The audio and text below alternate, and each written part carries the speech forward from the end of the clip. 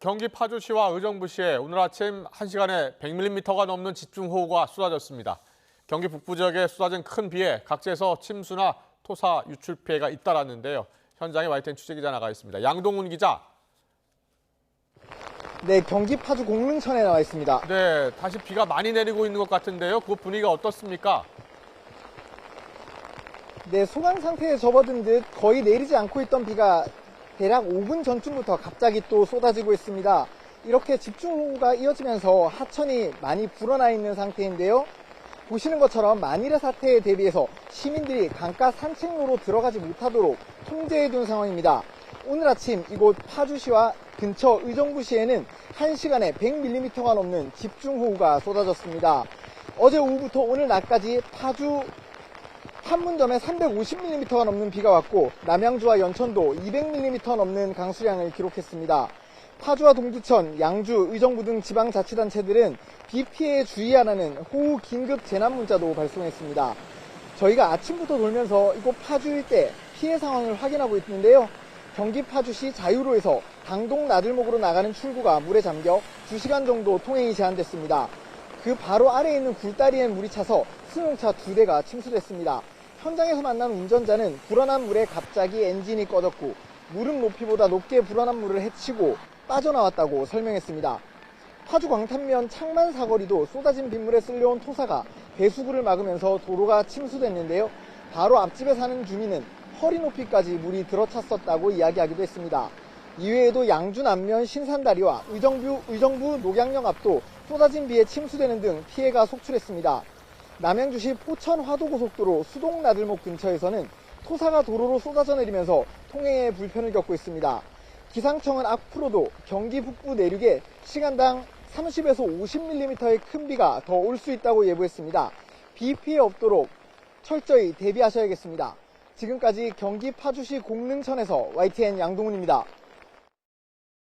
네, 춘천과 철원 등 강원 영서 북부 지역에도 많은 비가 내렸습니다. 영서 지역에 내려졌던 호우주의보는 대부분 해제됐는데요.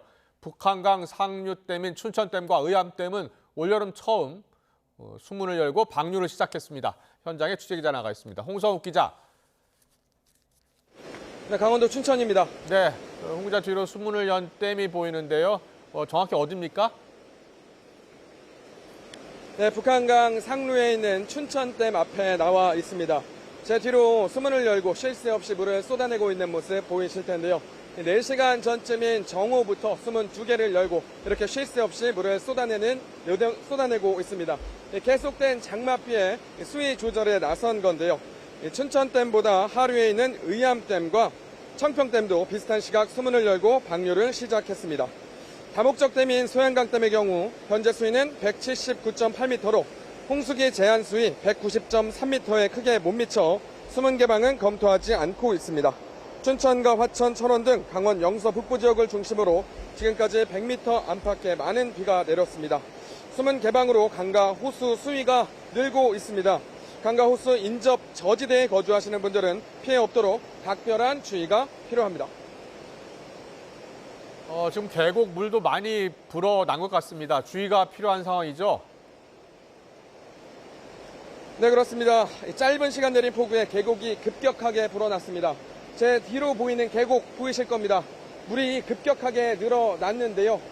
이 수위가 어른 무릎까지만 와도 자칫 휩쓸리면 위험한 상황에 처할 수 있습니다.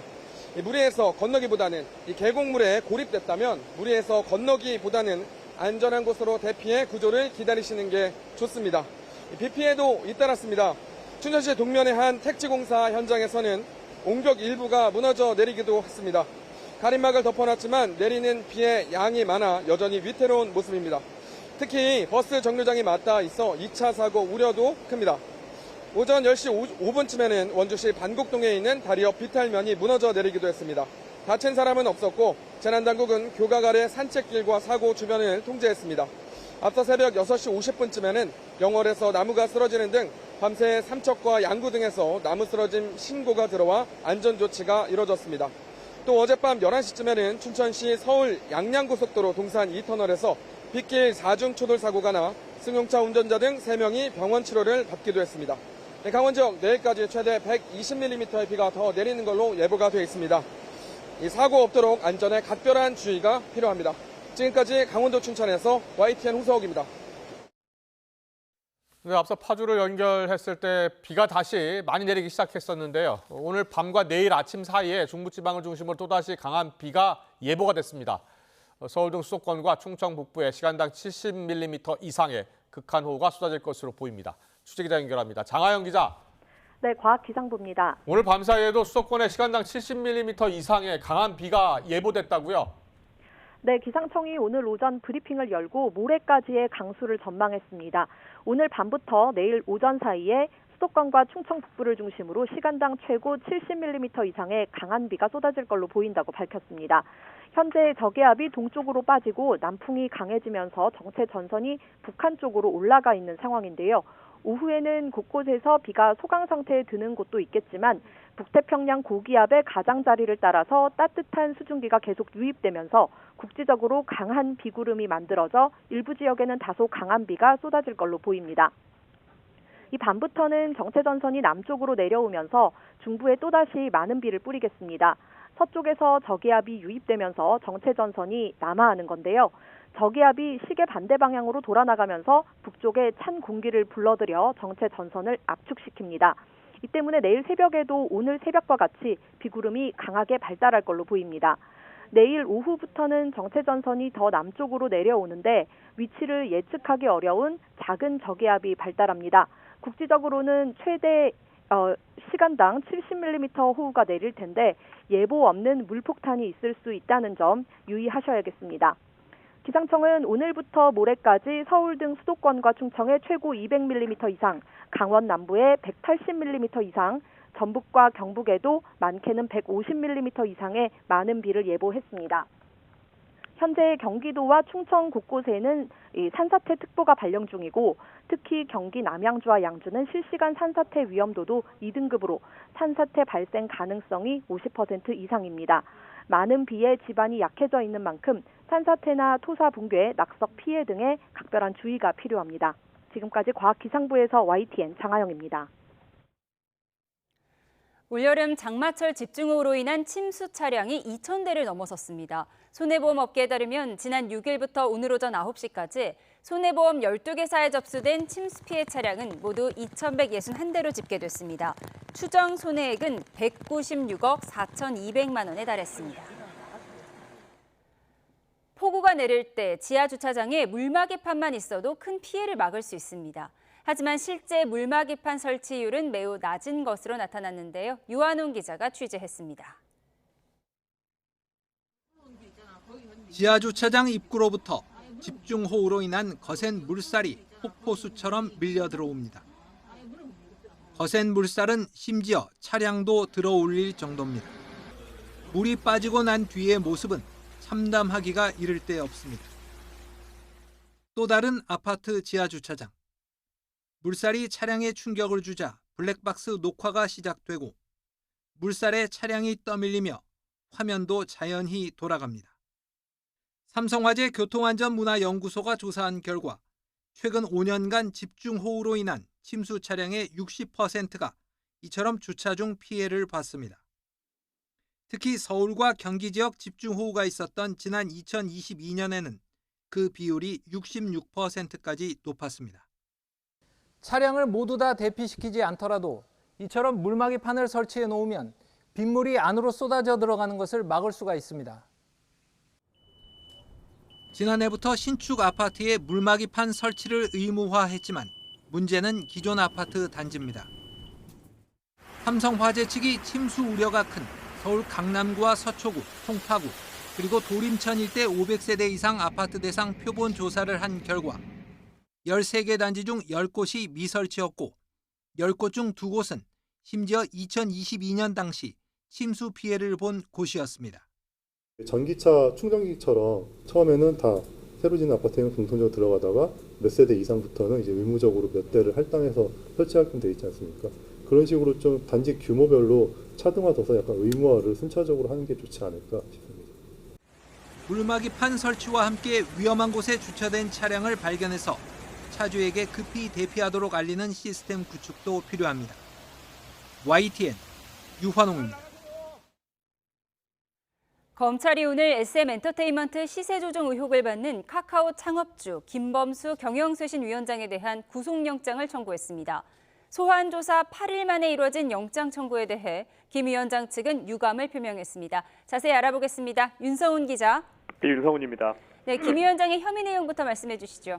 네, 서울 남부지방검찰청은 오늘 자본시장법 위반 혐의로 김 위원장에 대한 구속영장을 청구했습니다. 김 위원장은 SM 주가를 공개 매수 가격인 12만 원보다 높아지도록 시세를 조종한 혐의를 받습니다.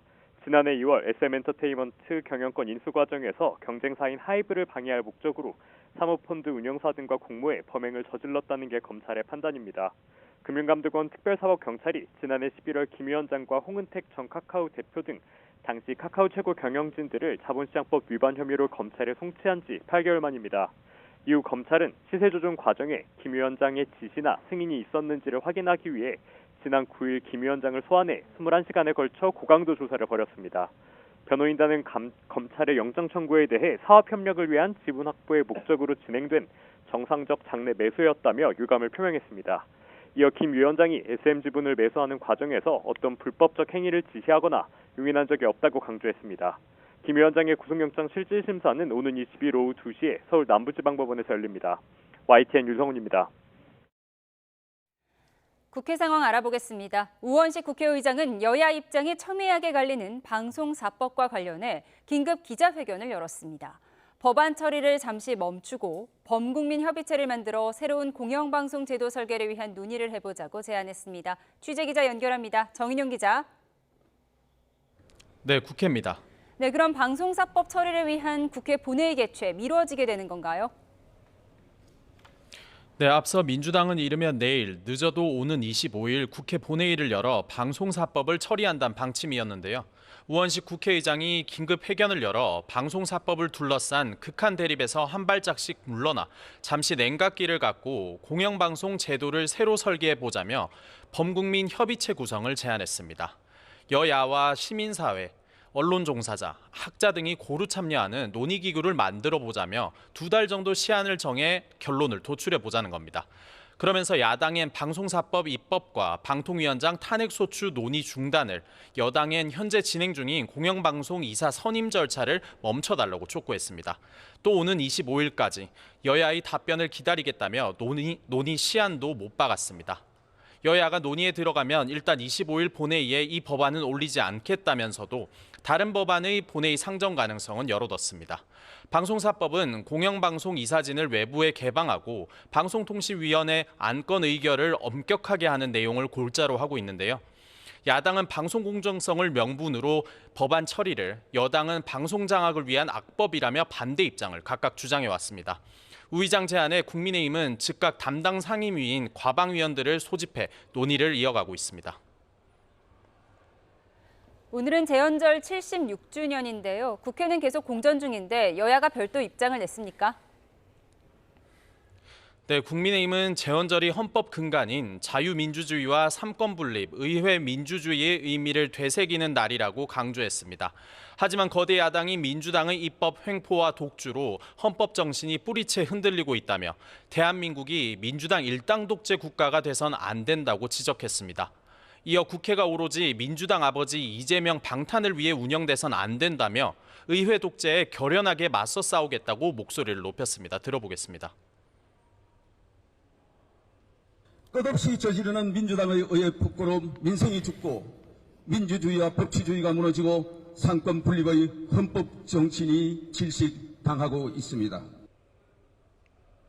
민주당은 오히려 대통령이 2년 내내 거부권과 시행령 통치를 남발했다며 입법권에 대한 폭력을 행사하고 있다고 지적했습니다. 대통령 부부 방탄을 위해 국민의힘 역시 명분 없는 정치 파업에만 정신이 팔려 있다고 비판했습니다. 또 정권이 태도를 바꾸지 않는다면 국민이 직접적인 저항권을 행사할 수 있다는 걸 명심하라고 경고했습니다. 들어보겠습니다. 오죽하면 정부에 대한 국민의 신뢰도가 대폭 추락하여 국제적 망신까지 샀겠습니까? 국민의 인내에도 한계가 있습니다. 이런 가운데 모레와 오는 26일 이틀에 걸쳐 야당 주도로 윤 대통령 탄핵 청원 청문회가 열립니다. 야당은 김건희 여사 명품 가방 수수 논란과 관련해 단독으로 이원석 검찰총장 등을 증인으로 채택한 상태인데요.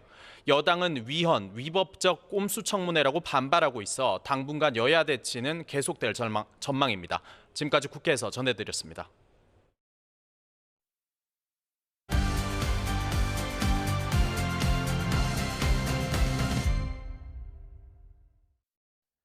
네, 여당의 당권 경쟁이 격화하고 있는 가운데 원희룡 후보는 댓글팀 운영이 사실이라면 한동훈 후보가 징역 2년의 실형을 받을 수 있다고 공격했고, 한 후보는 민주당 주장에 동조하는 원 후보에 대해 당심이 판단할 것이라고 반박했습니다.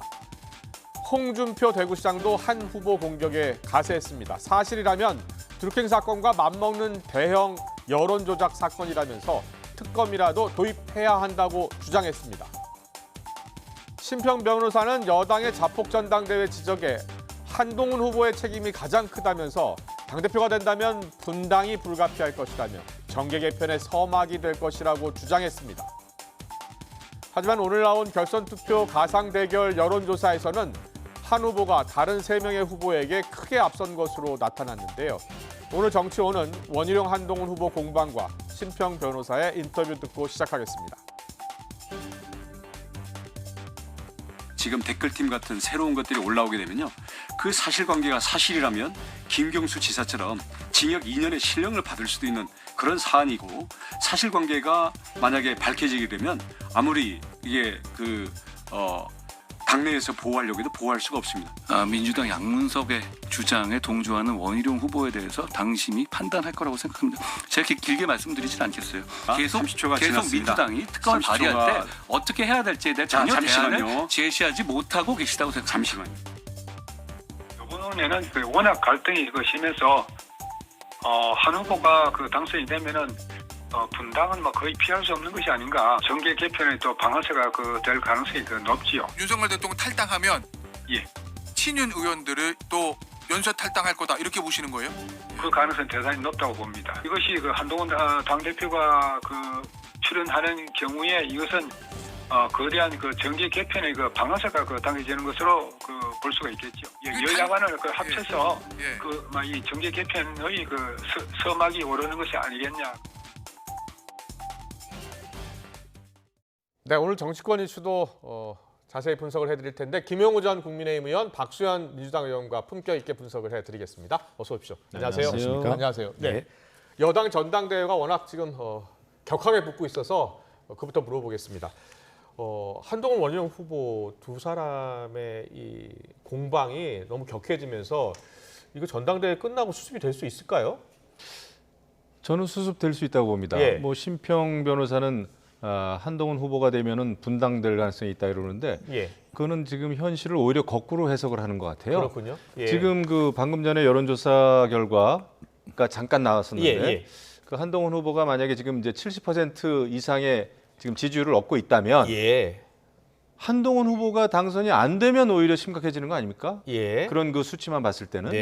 그래서 지금은 이제 다들 각자의 어떤 의견에 따라서 희망사항에 따라서 지금 해석을 좀 하는 것 같아요. 근데 이제 분당이 되려면은 그거는 정말 당장 다가오는 선거가 있고 이 선거에서 특히 현역 의원들이 지금 이대로는 자기들이 당선 가능성이 없겠다 싶을 때 이거 탈당 분당해야 되는 거 아니야? 이런 고민을 하게 되는데 사실 불과 총선 끝난 지 이제 석 달 됐습니다.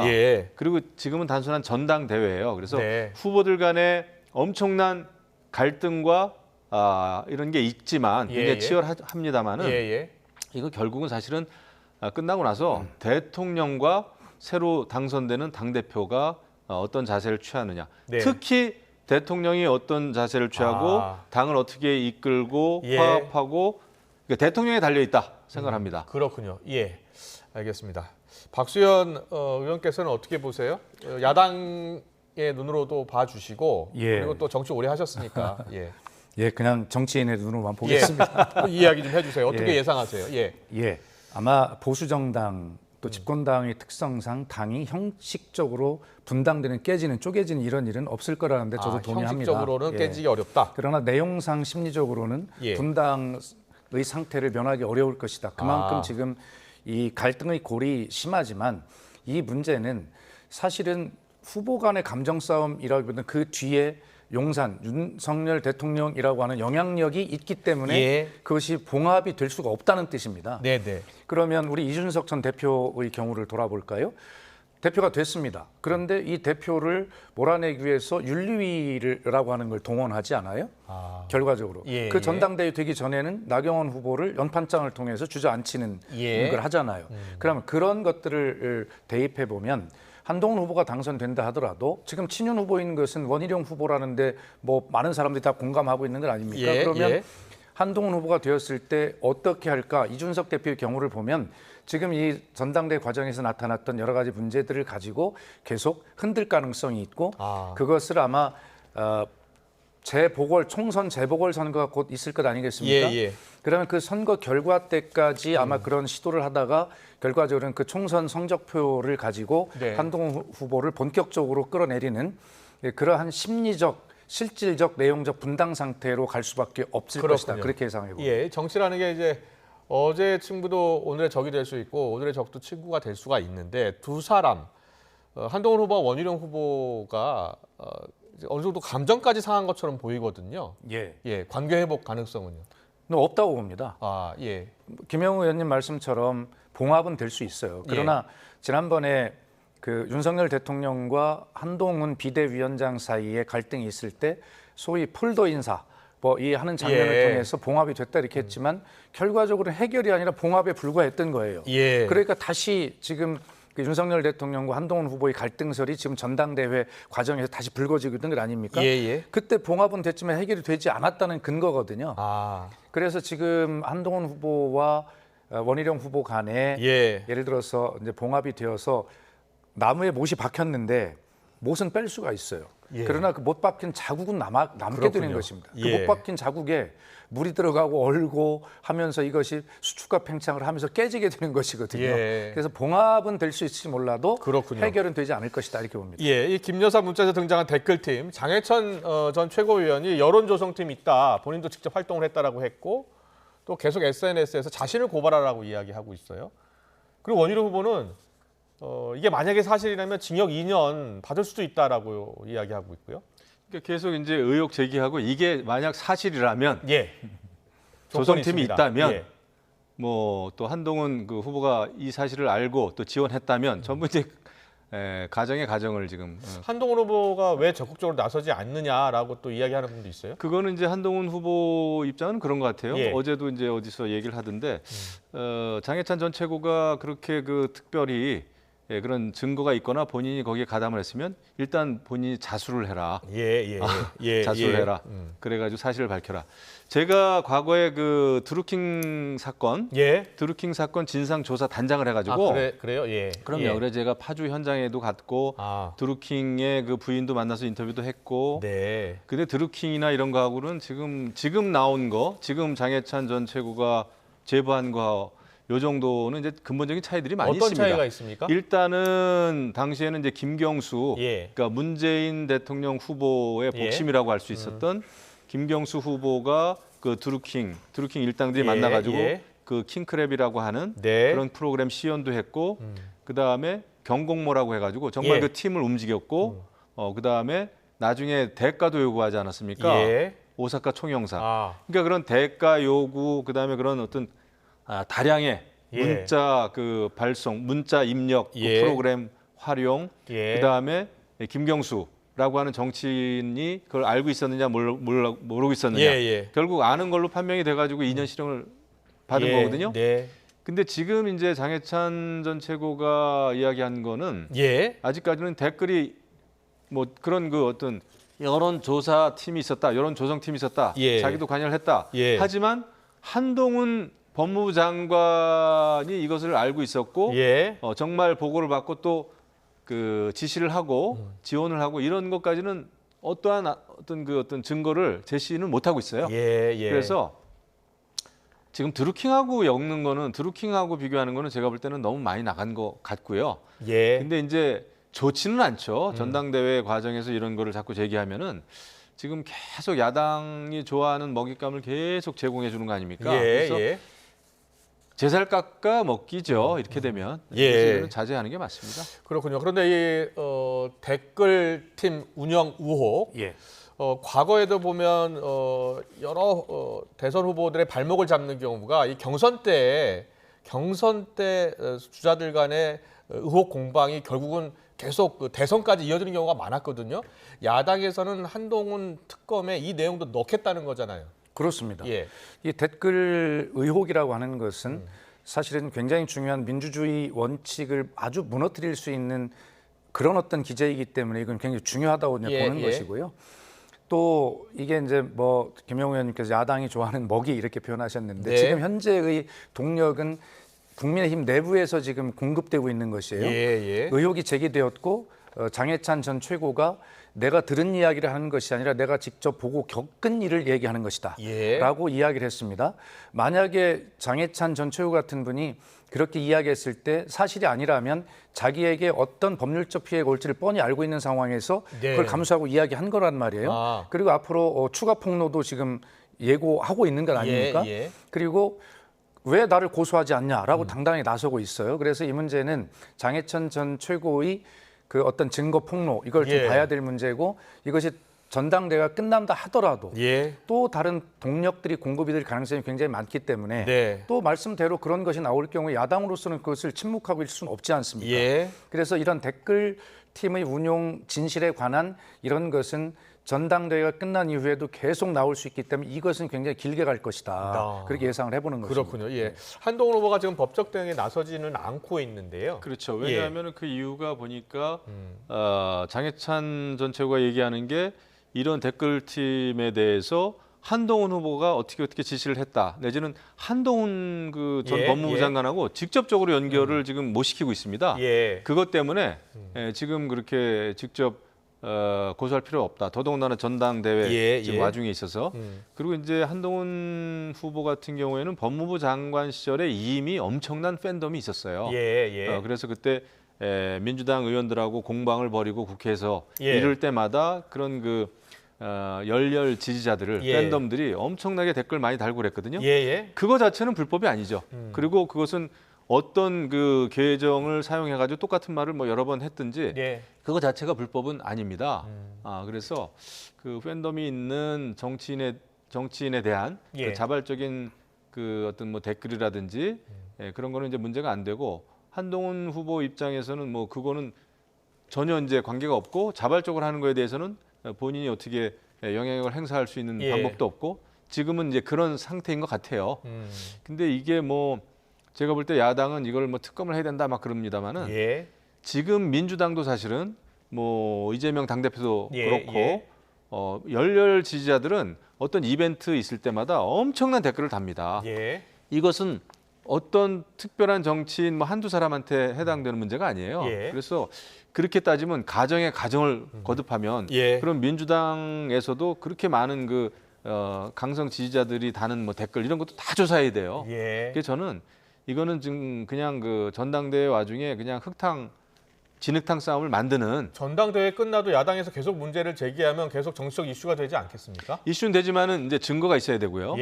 그거는 뭐 그 의혹만 있다고 해가지고 무조건 수사할 수는 없는 거죠. 왜냐하면 수사를 하려면 이제 압수수색 영장도 발부가 돼야 되고 하는데 증거가 없이 그냥 의혹 제기만으로 하면은 지금 뭐 그거는 있을 수가 없죠. 알겠습니다. 야당에서는 적극적인 수사를 촉구할 예정 아닙니까? 당연히 그런 입장이죠. 지금 그 한동훈 후보 측에서 고소를 예고는 했어요.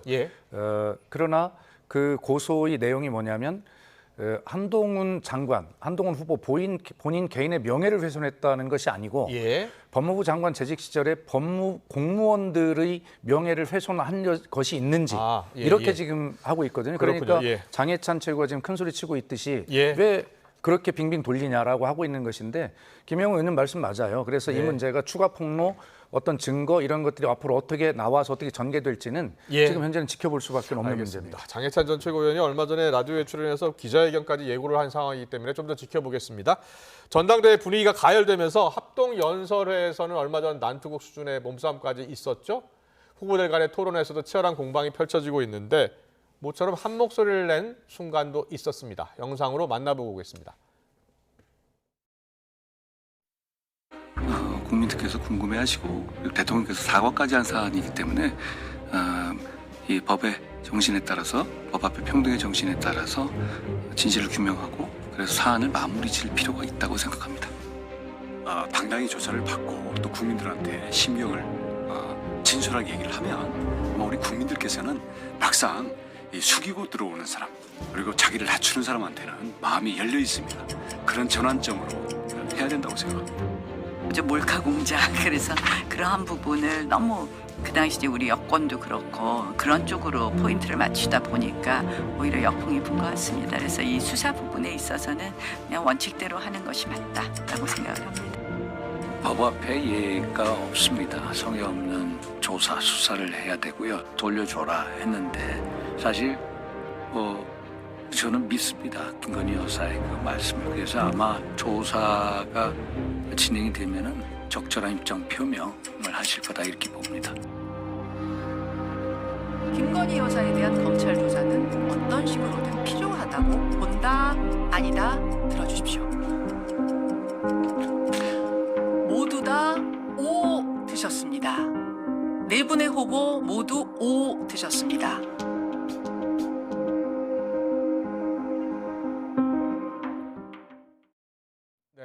김건희 여사 명백수수 의혹과 관련해서 검찰의 수사를 받아야 한다. 모두 한 목소리로 이야기를 했네요. 예. 그러니까 이제 명품백 이 사건은 그냥 과거에 있었던 사건만으로 치부할 수는 없잖아요. 이거는 이제 지난해 있었던 일이지만은 지금 뭐 정치권의 가장 핫한 이슈가 계속되고 있고 현재 진행형이고 그다음에 아직 이제 사과라든지 사죄라든지 이런 게 이루어지지 않고 그래서 어제 어느 방송에서도 내 후보가 다 이것은 대국민 사과를 해야 된다. 그렇습니다. 라고 이렇게 한 목소리를 냈더라고요. 그래서 이것은 어떤 당심 이런 걸 떠나서 전체적인 민심이 아닌가 생각이 듭니다. 그런 차원에서 아마 내 후보도 이것은 어떤 사실이 좀 밝혀져야 된다. 아무리 그 최재형 목사라고 하는 사람의 그 몰카 공작 그거는 지금 생각해도 정말 역겨울 정도로 너무 아주 치졸한 그 수법을 쓴 거 아닙니까? 그야말로 공작이죠. 근데 그런 걸 떠나서 이제 그 가방을 수수했다는 그런 것만으로도 굉장히 이게 큰 이슈가 됐고 아직까지도 현재 진행형이라는 차원에서 아마 후보들이 그 같은 목소리를 낸 것 같아요. 민주당에서는 대통령실 행정관이 행정관에게 이제 명품 가방을 돌려주라고 했다는 그 김건희 여사 측의 주장 아닙니까? 그렇습니다. 김건희 여사 돌려주라고 했다는 건데 민주당에서는 국고횡령을 지시한 셈이다라고 했어요. 어떤 이유 때문입니까? 그러니까 우선 그 유모 행정관의 발언을 보면 그걸 믿을 국민은 아무도 안 계시다고 생각을 합니다. 그 당시에 뭐 돌려 반환하라고 지시했는데 그걸 내가 깜빡 잊었다. 아니 어떤 행정관이 자기가 모시는 그 대통령 영부인의 지시를 그렇게 잊을 수가 있습니까? 그러니까 박찬대 원내대표가 도마뱀이냐 꼬리를 그렇게 자르냐 뭐 좋습니다. 그러나 그런 어떤 개인이 덮어쓰고 하는 그런 문제를 떠나서 이 문제를 다루는 대통령실의 입장, 그다음에 국민의힘의 입장, 그다음에 국민권익의 입장을 보면 참 기가 막힌 것이 올해 1월 19일 날 대통령실은 이 선물은 대통령 개인이 수취하는 게 아니라 관련 규정에 따라 국가에 귀속돼 관리 보관되고 있다 이렇게 이야기를 했어요. 이철규 국민의힘 의원 3일은 1월 22일 날 대통령 기록물인 이것을 반환하라고 하는 것은 국고횡령이다.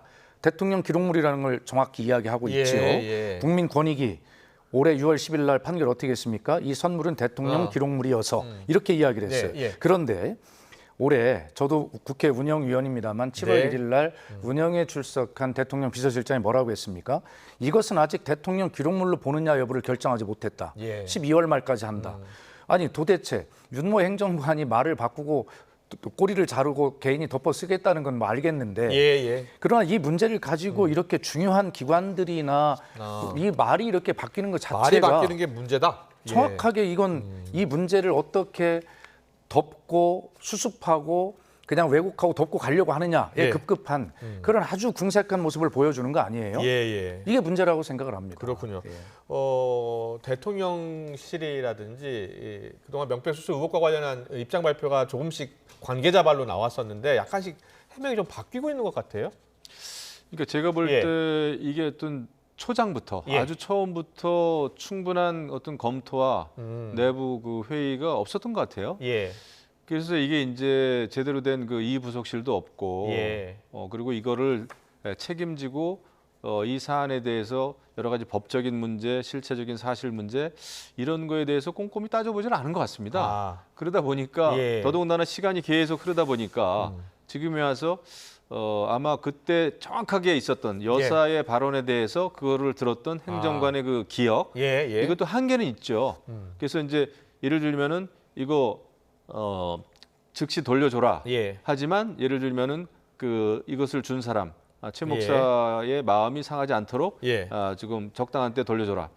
만약에 그렇게 했다면 지금 이게 이제 벌써 몇 달입니까, 그렇죠? 굉장히 오래됐기 때문에 그 좀 궁색하긴 하지만 그 행정관이 기억에 한계가 있을 수도 있겠다 생각해요. 하지만 누구보다라도 이렇게 말이 조금씩 안 맞고 막 이러면은 국민들이 볼 때는 뭔가 짜고 치는 거 아니야? 근데 제대로 짜지도 못했네. 이런 그 생각을 할 수 있어요. 그래서 결국은 그 조사와 수사에 의해서 밝혀질 수밖에는 없을 것 같다는 생각은 듭니다. 그런데 지금 이게 뭐 민주당이 얘기했듯이 이걸 가지고 뭐 또 대통령 뭐 탄핵으로까지 얘기를 한다든지 그다음에 대통령 탄핵 사유로 지금 들어가 있지 않습니까? 5가지 중에 하나에. 그거는 또 지나친 것 같아요. 너무 나간 것 같아요.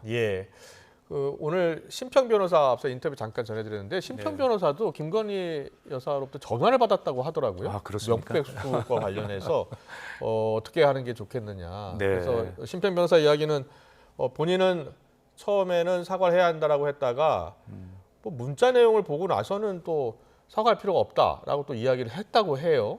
그래서 진중권 교수한테도 전화를 한 것으로 전해지고 있고요. 아니 그러니까 이 문제가 도대체 그 왜 이렇게 복잡한 대한민국의 중요한 이슈가 되어야 되는지를 모르겠어요. 대통령 기록물 관리법에 의하면요. 지금 김건희 여사가 이 디올백을 수수한 것이 2022년 9월쯤으로 지금 이야기되고 있지 않아요? 그렇습니다. 작년이 아니고 재작년이었죠. 재작년이죠. 그런데 영상이 공개된 게 작년이었고. 그렇습니다. 이 기록물 관리법에 의하면 매년 5월 31일까지 대통령 기록관에 이것을 통보하도록 되어 있어요. 그리고 대통령 기록관은 8월 30일까지 그 현황을 보고하도록 되어 있는데 그런데 2020년 9월에 이걸 받았어요. 그러면 2023년 5월 31일 날 기록관에 통보를 해야 돼요. 그런데 다른 126건은 통보를 했는데 유독 디올백은 통보를 하지 않았어요. 그렇군요. 이걸 누가 이해하겠습니까? 이것은 대통령 기록물 관리법 시행령 제4조 위반입니다. 그래서 왜 이 법률을 대통령실이라면 기본적으로 알고 있어야 될 이 법률을 위반하면서까지 다른 126건의 선물은 다 그렇게 했는데 왜 디올백만은 빠졌는지 이런 자체가 도저히 누가 이해를 할 수가 없는 거예요. 그래서 이것이 당사자에게 마음이 상하지 않도록 돌려줘라 했다. 이렇게 지금 슬슬 어떤 꼬리를 내리면서 물타기를 한다고 이게 될 문제가 아니에요. 그래서 명확하게 법률 위반입니다. 왜 126건은 기록관으로 통보를 하면서 디올백은 통보하지 않았는가? 이게 핵심 아니겠습니까? 알겠습니다. 자, 명품백 수수 의혹 지금 뭐 검찰이 지금 수사를 하고 있고, 소환 조사 여부 또 뭐 어디서 조사를 해야 되는지를 놓고 고민하고 있는 것으로 전해지고 있습니다. 알겠습니다. 잘 들었습니다. 다음 키워드로 가보겠습니다.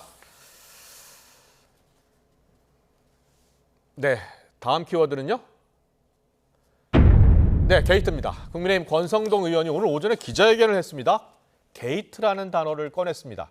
제보 공작이란 표현도 썼습니다. 어떤 내용인지 먼저 듣고 오겠습니다. 골프 모임 추진 단톡방에는 도이치모터스 주가 조작 공범 이종호 씨와 김규현 변호사가 있었습니다. 그리고 여기에는 중요한 사람이 한 명 더 있습니다. 바로 전직 대통령 경호처 출신 송호종 씨입니다. 이재명 전 대표의 팬클럽인 그래도 이재명의 대표 발기인이자 안전분야 자문단으로 참여했습니다. 지난 대선 당시 더불어민주당 이재명 후보의 경호 책임자이기도 했습니다. 제보 공작을 의심할 수밖에 없습니다. 정원 유착을 지적할 수밖에 없습니다. 이것은 사기 탄핵 게이트입니다. 당장 국정조사부터 시작해야 합니다.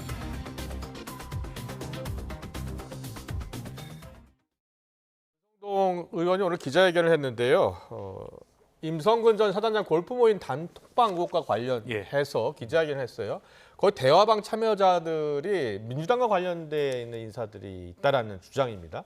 그거는 확실해 보입니다. 예. 권성동 의원 말대로 그 송모 씨라고 하는 사람은 이제 경호처 직원이었죠. 전직 경호처 그렇습니다. 직원 이렇게 그렇습니다. 소개가 됐었죠. 예, 예. 청와대 전직 경호처 직원이었고 예. 그다음에 이재명 대표의 그 팬클럽 예. 이거 발기인이기도 했고요. 예. 그리고 또 이 사건을 말이 공익 제보지 제보했다고 하는 그 김규현 변호사는 서대문에서 민주당 후보로 경선에 참여한 적도 있고요. 예. 바로 직전 총선에서 공익 제보자 김모 변호사요. 그렇습니다. 예. 그다음에 또 박정훈 대령의 변호인이기도 하고. 예. 그러다 보니까 권성동 의원 말대로 이건 뭔가 뭐 공익 제보라고 하는 그런 그 어떤 명분을 만든 사람들이긴 합니다만은 이건 민주당을 위해서 만든 사람들이 여러 가지 뭐 녹취록이라든지 여러 가지 단톡방 내용들을 좀 이렇게 편집한 거 아니냐. 민주당에 유리하게 그래가지고 이종호라는 사람을 좀 이용한 거 아니냐. 그런 입장인 것 같아요. 그래서 이런 사건이 있으면은 제보를 누가 했는지도 굉장히 중요한 거 아니겠습니까? 이 사람들의 어떤 신뢰성 문제는 굉장히 중요한 것이기 때문에 그래서 이것은 윤석열 대통령을 탄핵하기 위한 사기 탄핵 게이트다. 이렇게 이제 권성동 의원이 문제 제기를 한 거죠. 그 이제 대화방에 도이치모터스 주가 조작 공범 이종호 전 대표 이야기가 나오면서 이제 이게 공방 논란이 됐었고요. 그래서 이제 민주당에서는 이게 구명로비 의혹 아니냐라고 강하게 주장을 했었던 거 아니었습니까? 예.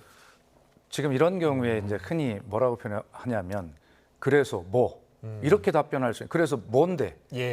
그러니까 내용에 자신이 없을 때 메신저를 공격해서 그 내용 자체의 신뢰를 떨어뜨리려고 하는 전형적 수법이죠. 예를 들어서 지금 권성동 의원이 주장하는 그러한 어떤 개인적인 뭐 관계들이 있는지는 뭐 전 모르겠습니다만 자 그렇다고 해서 지금까지 밝혀져 왔던 이 내용들이 지금 거기에 무슨 내용 자체에 무슨 신뢰가 흠이 갑니까? 그런 문제를 따져야지. 지금 이런 것들을 이야기해가지고 그 지금까지 나왔던 의혹들이 전부 사실이 아닐 거야라고 물타기 한다고 물타기가 되지 않아요, 이 문제는. 그 본질은 그것이 아니라 그 진짜 지금까지 나왔던 의혹의 내용이 사실이냐 아니냐, 구명로비가라고 하는 이런 것이지 지금 이렇게 한다고 해도 되는 것이 아니고요. 지난번 대선 때, 총선 때 있었던 대파 논쟁이 정확한 것인데요. 그런 때 대통령께서 대파 한다니까 모를 수 있어요. 그런데 그것을 그 국민의힘 인사가 나와서 대통령이 말씀하신 가격은 대파 한 단 값이 아니라 대파 한 뿌리 값이에요. 라고 이렇게 이야기하는 바람에 민심에 불이 붙어 폭발한 것이라고 저는 보거든요. 이런 식으로 자꾸 본질을 회피하고 그렇게 꼼수를 부려서 빠져나가려고 하는 이 자체를 민심이 어떻게 볼까 하는 걸 명확하게 알아야 된다고 봅니다. 거기 이제 송모 씨가 등장하는데 전직 대통령 경호처 출신으로 이게 좀 알려져 있었고, 그런데 권성동 의원 주장은 지난 대선 때 이 송 씨가 이재명 후보 경호 책임자였다는 주장을 폈어요. 그렇습니다. 그거는 아마 그 권성동 의원이 이제 국민의힘 5선 의원인데 이거에 대해서는 아마 충분히 그 필요한 취재는 했을 겁니다.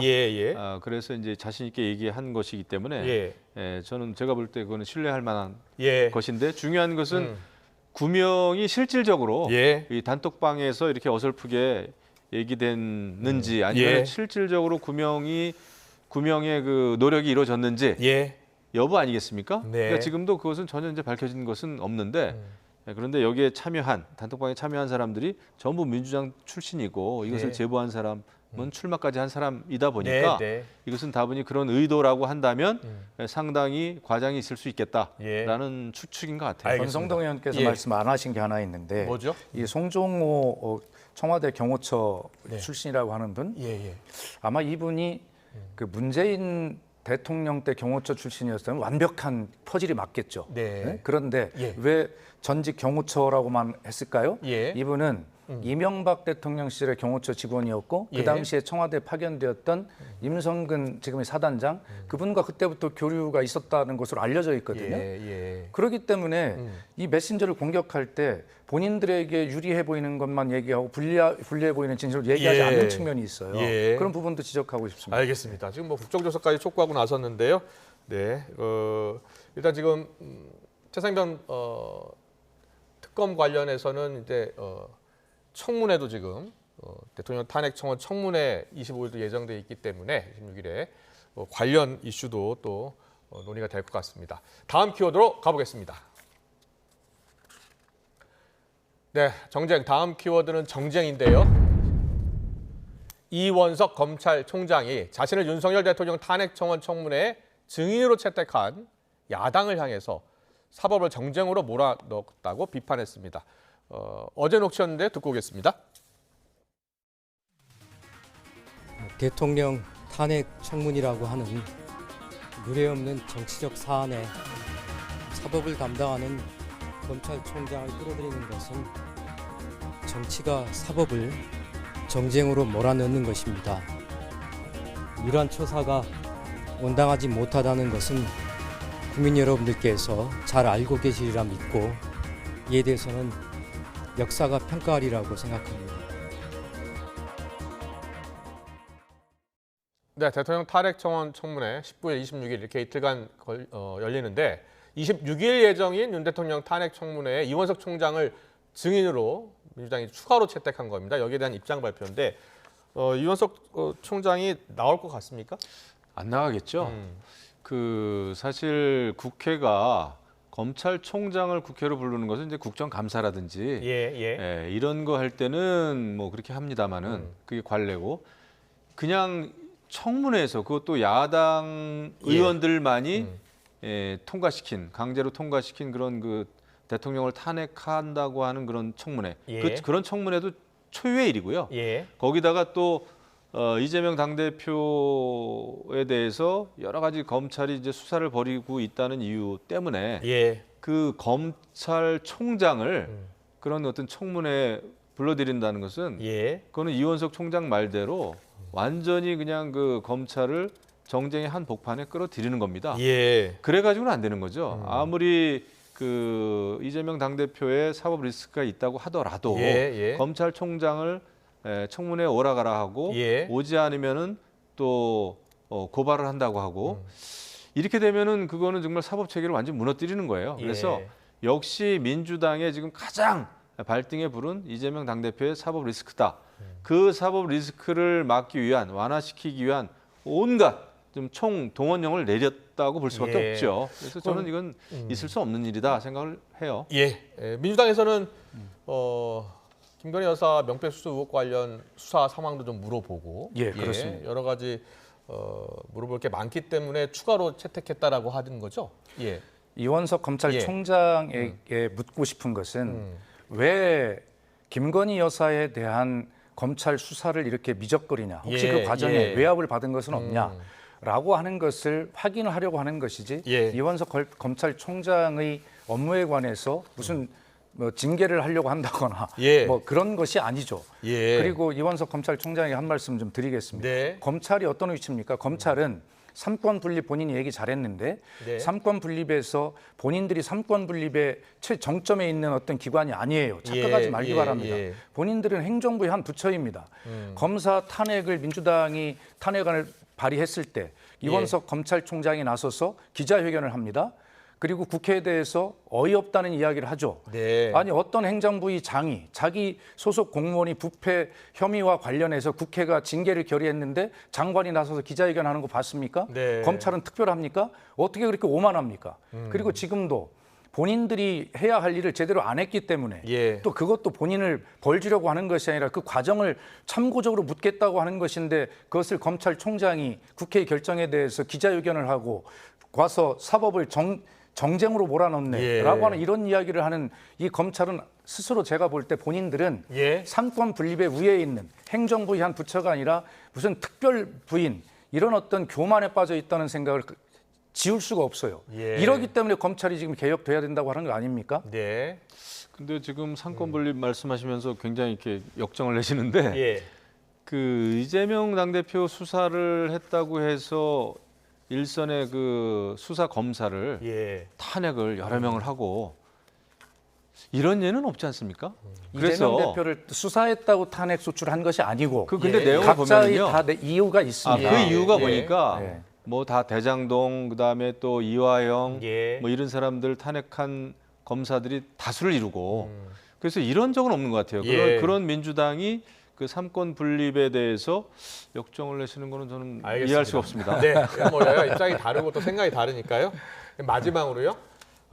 오늘 그 CBS 여당 당권주자 토론회가 있었는데 여기서 이 당권자 4명의 20대 사진이 공개가 돼서 화제였거든요. 잠깐 보고서 마무리하겠습니다.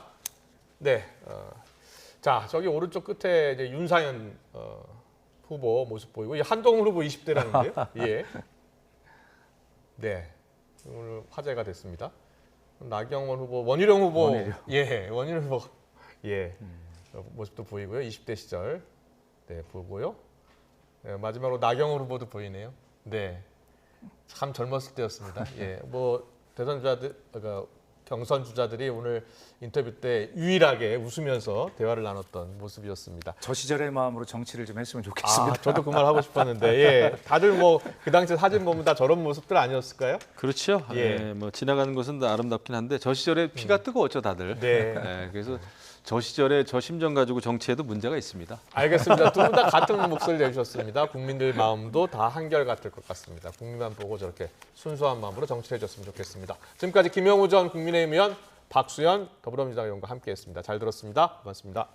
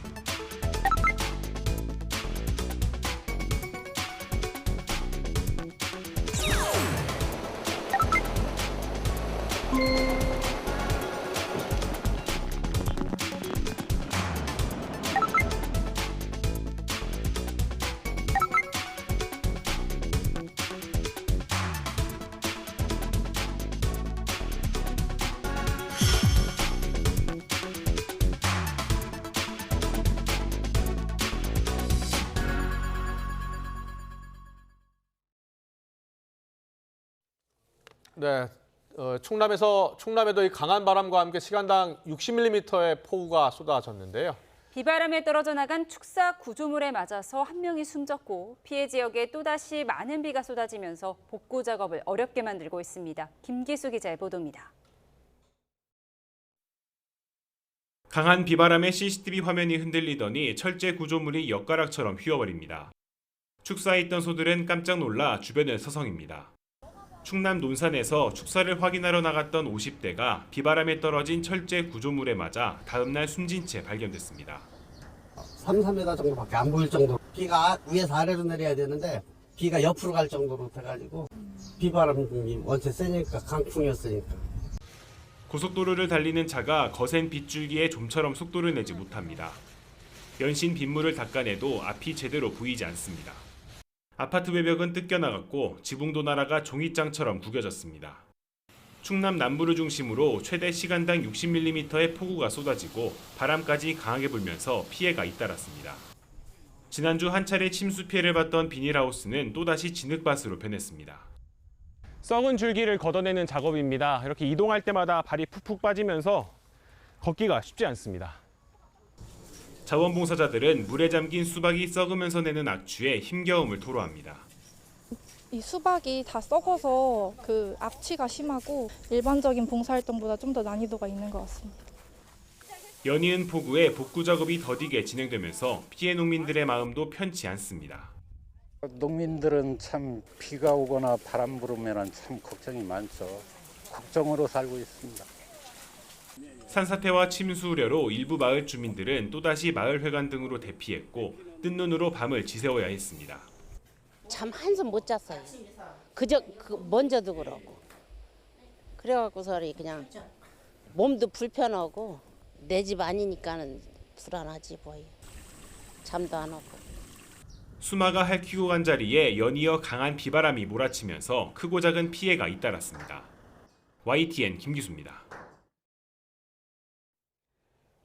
교육부는 이번 호우로 전국 35개 학교에 시설 피해가 생겼으며 다행히 인명 피해는 없었다고 밝혔습니다. 누수 피해가 25곳으로 가장 많았고 전북 지역 중학교 2곳은 토사가 유출된 것으로 조사되었습니다. 교육부 관계자는 이 현황이 오전 10시 기준이라면서 오후 집계가 마무리되면 피해가 더 늘어날 수 있다고 설명했습니다.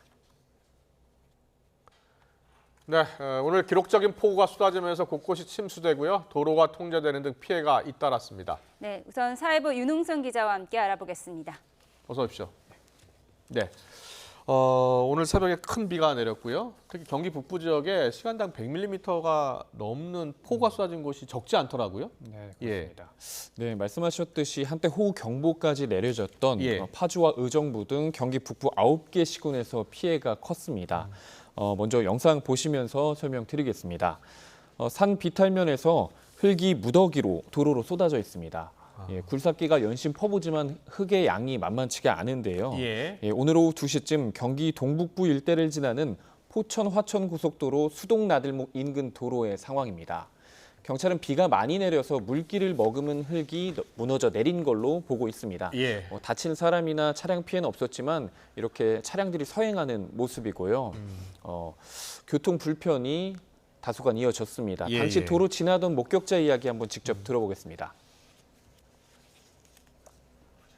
흙만 내려온 게 아니고 그 옆에 이제 철로 된 그 기둥 같은 게 있었는데 그 기둥이 1차로까지 다 막고 있었어요. 승용차들도 어렵게 그냥 간신히 넘어갔죠. 네, 이번 영상 보시면요. 먼저 오늘 여기가 어딘가요? 네, 여기는 경기 의정부 녹양역 인근 도로입니다. 보시면 흙탕물로 완전히 한쪽 도로가 잠겼는데요. 차가 한 반쯤 잠겼네요. 네, 화물차의 바퀴도 한 중간 정도까지는 올라온 모습입니다. 여기가 역이라서 시민들이 건너가야 되는데 이렇게 물이 많이 있다 보니까 건너갈 엄두도 못 내고 오도 가도 못하는 상황이었다고 시민들이 전해왔습니다. 다음 영상 보겠습니다. 네, 오늘 오전 9시 20분쯤 경기 구리시 갈매동에 있는 도로인데요. 여기가 바로 유치원 앞에 있는 곳입니다.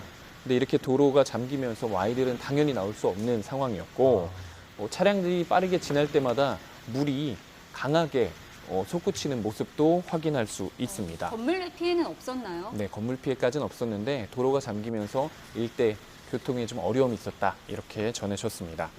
네, 다음 영상 보겠습니다. 여긴 양주에 있는 하천 신천이라는 하천인데요. 폭우로 물이 불어나서 승리교 교각이 안 보일 정도로 불어나 있는 모습입니다. 화면을 제공한 시청자는 비가 더 왔다면 다리가 잠길 것 같다 이런 우려도 전달했습니다. 다음 영상 보겠습니다. 오늘 아침 8시 반쯤 경기 하남시 서하남 나들목의 인근 도로 상황입니다. 역류가 일어난 건가요? 그렇습니다. 물이 빠져야 할 맨홀에서 쉼없이 오히려 거꾸로 솟아치고 있는 그런 모습인데요. 분수처럼 이렇게 물이 오르면서 일대 도로가 굉장히 잠겨서 속도를 제대로 못 냈다고 전해왔습니다. 다음 영상 보겠습니다. 비슷한 상황인데요. 오늘 오전 10시쯤 경기 파주시 제2자유로 상황입니다. 흙탕물이 온통 도로를 감싸면서요. 차량들이 굉장히 거북이 걸음을 하고 있는 모습이고요. 차량들이 주행할 때마다 물살이 이렇게 생기고 있습니다. 네, 다음 영상 보겠습니다. 이것도 침수된 도로로 비슷한 상황인데요. 마치 물에 떠 있는 것처럼 차량들이 서행하고 있습니다. 반대편에 화물차들이 움직일 때는 굉장히 큰 물보라도 일으켜지는 모습이고요.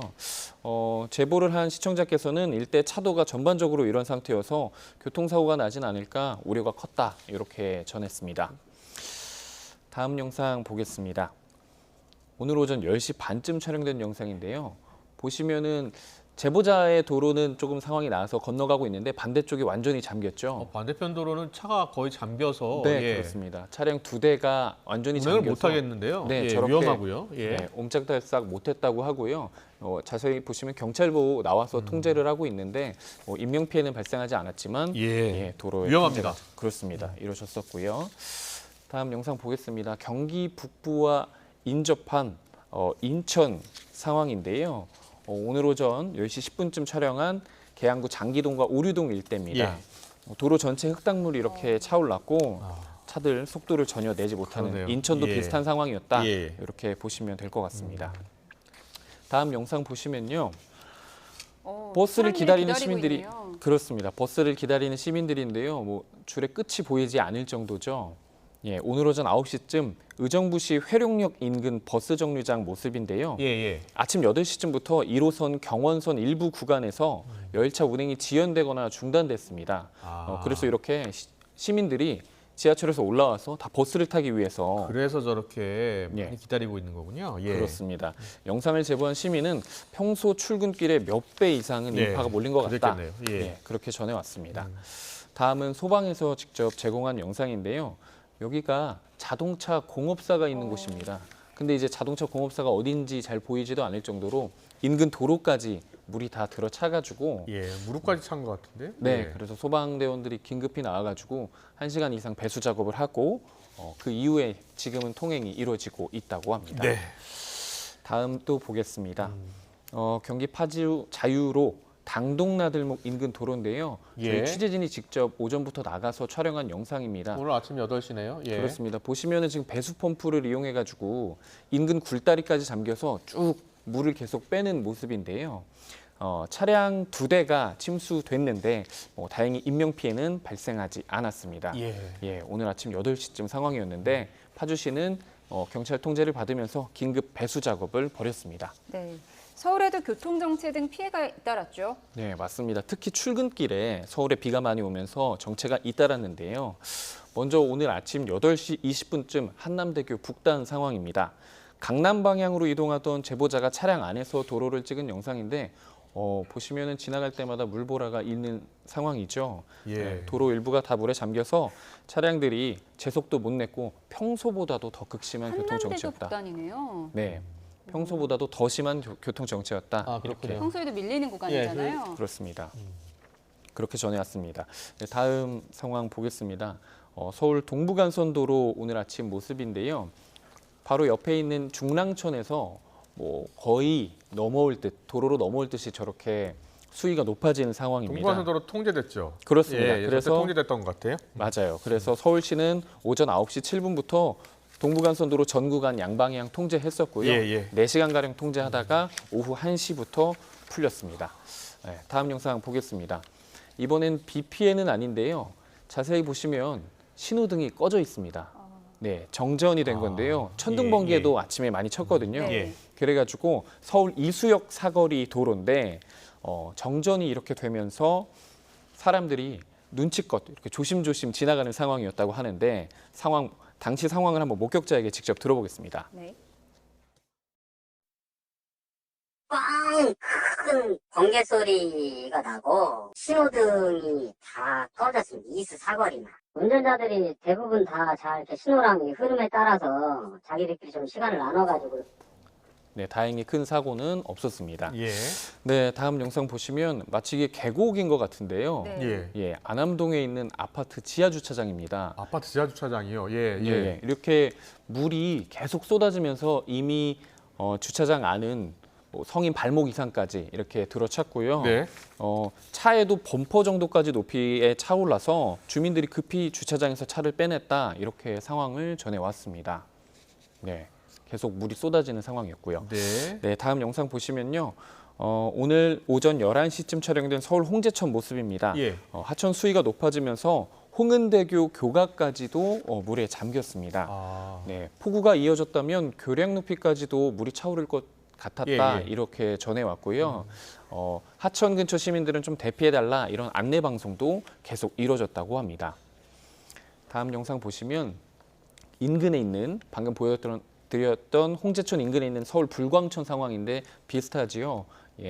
운동기구들이 다 물에 잠겼네요. 그렇습니다. 운동기구 물에 다 잠겼고요. 아마 자전거 도로 정도로 보이는데 물이 넘실거리면서 계속 산책로까지도 물에 오니까 시민들은 산책하는 엄두도 못 내고 이런 상황이었습니다. 다음 우이천 상황인데요. 강북구와 노원구 일대를 흐르는 우이천도 크게 불어나서 상황이 비슷합니다. 멀리 보시면 지금 일부만 드러나 있는 산책 운동기구 보여야 여기가 산책로였구나 이런 느낌이 날 정도로 불광천과 마찬가지로 다 잠긴 모습입니다. 다음은 사진인데요. 어디예요? 보시면 마포구 구민체육센터. 그렇습니다. 근데 이게 체육센터인 게 느낌이 안 올 정도로 완전히 다 잠겼죠. 마치 수영장인 것 같은데 예, 원래는 구민들이 이용하는 체육센터입니다. 그 바로 옆에 있는 농구장도 다 네, 예, 공원 농구장도 다 예, 아무것도 잠겼습니다. 못하겠는데요. 예. 예, 원래 많은 비가 내릴 때 인근 지역 침수를 막기 위해 임시로 빗물 저장하는 유수지이긴 한데요. 예. 워낙 삽시간에 물이 많이 불어나니까 이렇게 들어찬 모습이었습니다. 네, 이게 저 대법원 오늘 아침에 갑자기 큰 비가 쏟아지면서 일어난 거죠? 그렇습니다. 예. 자, 윤 기자가 말한 대로 곳곳에서 지금 많은 피해가 발생을 했는데 시청자분들께서 많은 제보를 해주셨어요. 어떻게 네. 제보하면 됩니까? 네네, 앞으로도 많은 제보 부탁드리겠는데요. 카카오톡에서 뉴스는 YTN, 제보는 YTN을 검색해서 추가하시면 손쉽게 휴대전화로 제보할 수 있습니다. 예. 전화로도 가능한데요. 02398-8282나 예. 02398-8585로 전화 주셔도 됩니다. 예. 다만 갑작스러운 폭우에 다치지 않도록 무엇보다 안전에 유의하면서 제보 주시기를 당부드리겠습니다. 네, 잘 들었습니다. 시청자 여러분들의 제보를 많이 해주시면 우리 시청자 여러분들도 또 안전 대피할 때 많은 도움이 되니까요. 많은 제보 부탁드리겠습니다. 안전 조심하시고요. 지금까지 사회부 윤우성 기자와 함께 비 피해 상황 알아봤습니다. 잘 들었습니다. 예. 자, 그럼 계속해서 수도권 물폭탄의 원인과 장맛비 전망을 좀 더 자세히 알아보겠습니다. 네, 김민경 기자 나와 있습니다. 어서 오세요. 안녕하세요. 안녕하세요. 예, 밤사이에 폭우가 많이 왔어요. 예. 시간당 100mm 넘는 곳도 있던데요. 예. 네, 맞습니다. 그래픽 보면서 설명드리겠습니다. 네, 오늘 오전 7시 3분에 그러니까 6시에서 7시 사이 이렇게 1시간 동안 경기 파주에는 101mm가 관측됐습니다. 1시간에 101mm의 많은 비가 관측된 건데요. 또 8시 22분에는 경기 의정부 신곡동에서 시간당 103.5mm가 기록됐는데요. 예. 네, 그리고 오늘 아침 8시에서 10시 사이에는 서울에도 강한 비가 쏟아지면서 이렇게 서울 성북구에도 시간당 84mm, 그리고 노원구에도 시간당 76mm 등 서울에도 시간당 70mm가 넘는 극한 호우가 쏟아졌습니다. 네. 시간당 70, 100mm 이 정도 폭우면 어느 정도로 위험한 건가요? 네, 보통 집중호우라고 부르는 게 시간당 30mm 이상입니다. 이때부터는 우산을 써도 옷이 많이 젖고 이 운전할 때 시야 확보도 다소 힘든 수준인데요. 이 시간당 70 그리고 100mm 이상이면 저지대 침수는 물론 거리에도 물이 차올라서 이 자동차 와이퍼를 가장 빠르게 설정해도 운행이 매우 어려운 수준입니다. 운전하지 않는 게 좋겠네요. 네, 맞습니다. 예. 앞서 피해 상황 살펴봤는데요. 이 지형적인 영향도 있기 때문에 지역마다 피해 정도는 다르는데 예. 네, 시간당 50mm 정도만 돼도 이 2시간 이상 집중되면 이 도심 지역이라고 해도 피해가 무조건 발생할 수밖에 없는 상황입니다. 네. 그렇다면 오늘 새벽 수도권 폭우의 원인은 뭐예요? 네, 지난밤 0시부터 예. 오전 8시까지 레이더 영상 보면서 설명드리겠습니다. 네, 이 곳곳에 보라색 그리고 남색의 비구름이 오늘 아침이에요? 오늘 0시부터 예. 아침 9시, 8시까지입니다. 이 곳곳에 보이는 보라색과 남색의 비구름이 시간당 50에서 100mm의 호우를 뿌리는 비구름인데요. 네. 오늘 새벽에는 이렇게 저기압이 동쪽으로 빠져나가고 이 정체전선의 영향까지 동시에 받으면서 이 매우 강한 비가 쏟아졌습니다. 그렇군요. 예. 여기 오늘 아침에도 이렇게 서울 곳곳에는 남색의 비구름이 위치해 있는데요. 이 정체전선에서 발달한 중규모 저기압이라고 하는 작은 저기압이 발달해서 이렇게 국지적으로 강한 비구름이 만들어진 겁니다. 네, 저기압이 발달한다는 건 많이 들어봤는데 중규모 저기압이라는 게 뭔가요? 네, 저기압이 밥그릇이라면 이 중규모 저기압은 바발이라고 할 수 있습니다. 예. 이 서쪽에서 한반도로 유입되는 저기압은 이 수치 예측 모델이 3일 그리고 일주일 이상의 예측을 할 때도 탐지가 될 정도로 규모가 굉장히 큽니다. 그런데 이런 작은 중규모 저기압은 이 작게는 수십 킬로미터의 크기로 이 좁은 지역에서 발달하게 되는데요. 이 좁은 지역에서 따뜻한 공기와 찬 공기 그리고 습한 공기와 건조한 공기가 섞이는 과정에서 이렇게 국지적으로 작은 저기압이 생기게 되는 겁니다. 이 짧게는 1시간 그리고 몇십 분 만에도 발생을 하는데요. 이 규모는 작지만 수직으로 강하게 발달해서 이 좁은 지역에 강한 비를 쏟을 수 있는데요. 이 작은 저기압의 크기도 바발 크기, 콩알 크기 등 제각각인데다 워낙 규모가 작아서 예측하기 어려운 부분이 있습니다. 그렇군요. 예, 이게 수도권에 오늘 밤 사이에 호우 긴급 재난 문자가 발송이 됐었다고요? 네, 맞습니다. 예. 호우 긴급 재난 문자는 1시간에 50mm, 3시간에 90mm가 동시에 충족되거나 그리고 1시간에 72mm 이상의 호우가 쏟아지면 즉시 각 읍면동에 발송이 되는데요. 네, 그래픽 보시면 오늘 오전 새벽 4시 22분에 파주를 시작으로 9시 20분에는 서울에도 발송이 됐고요.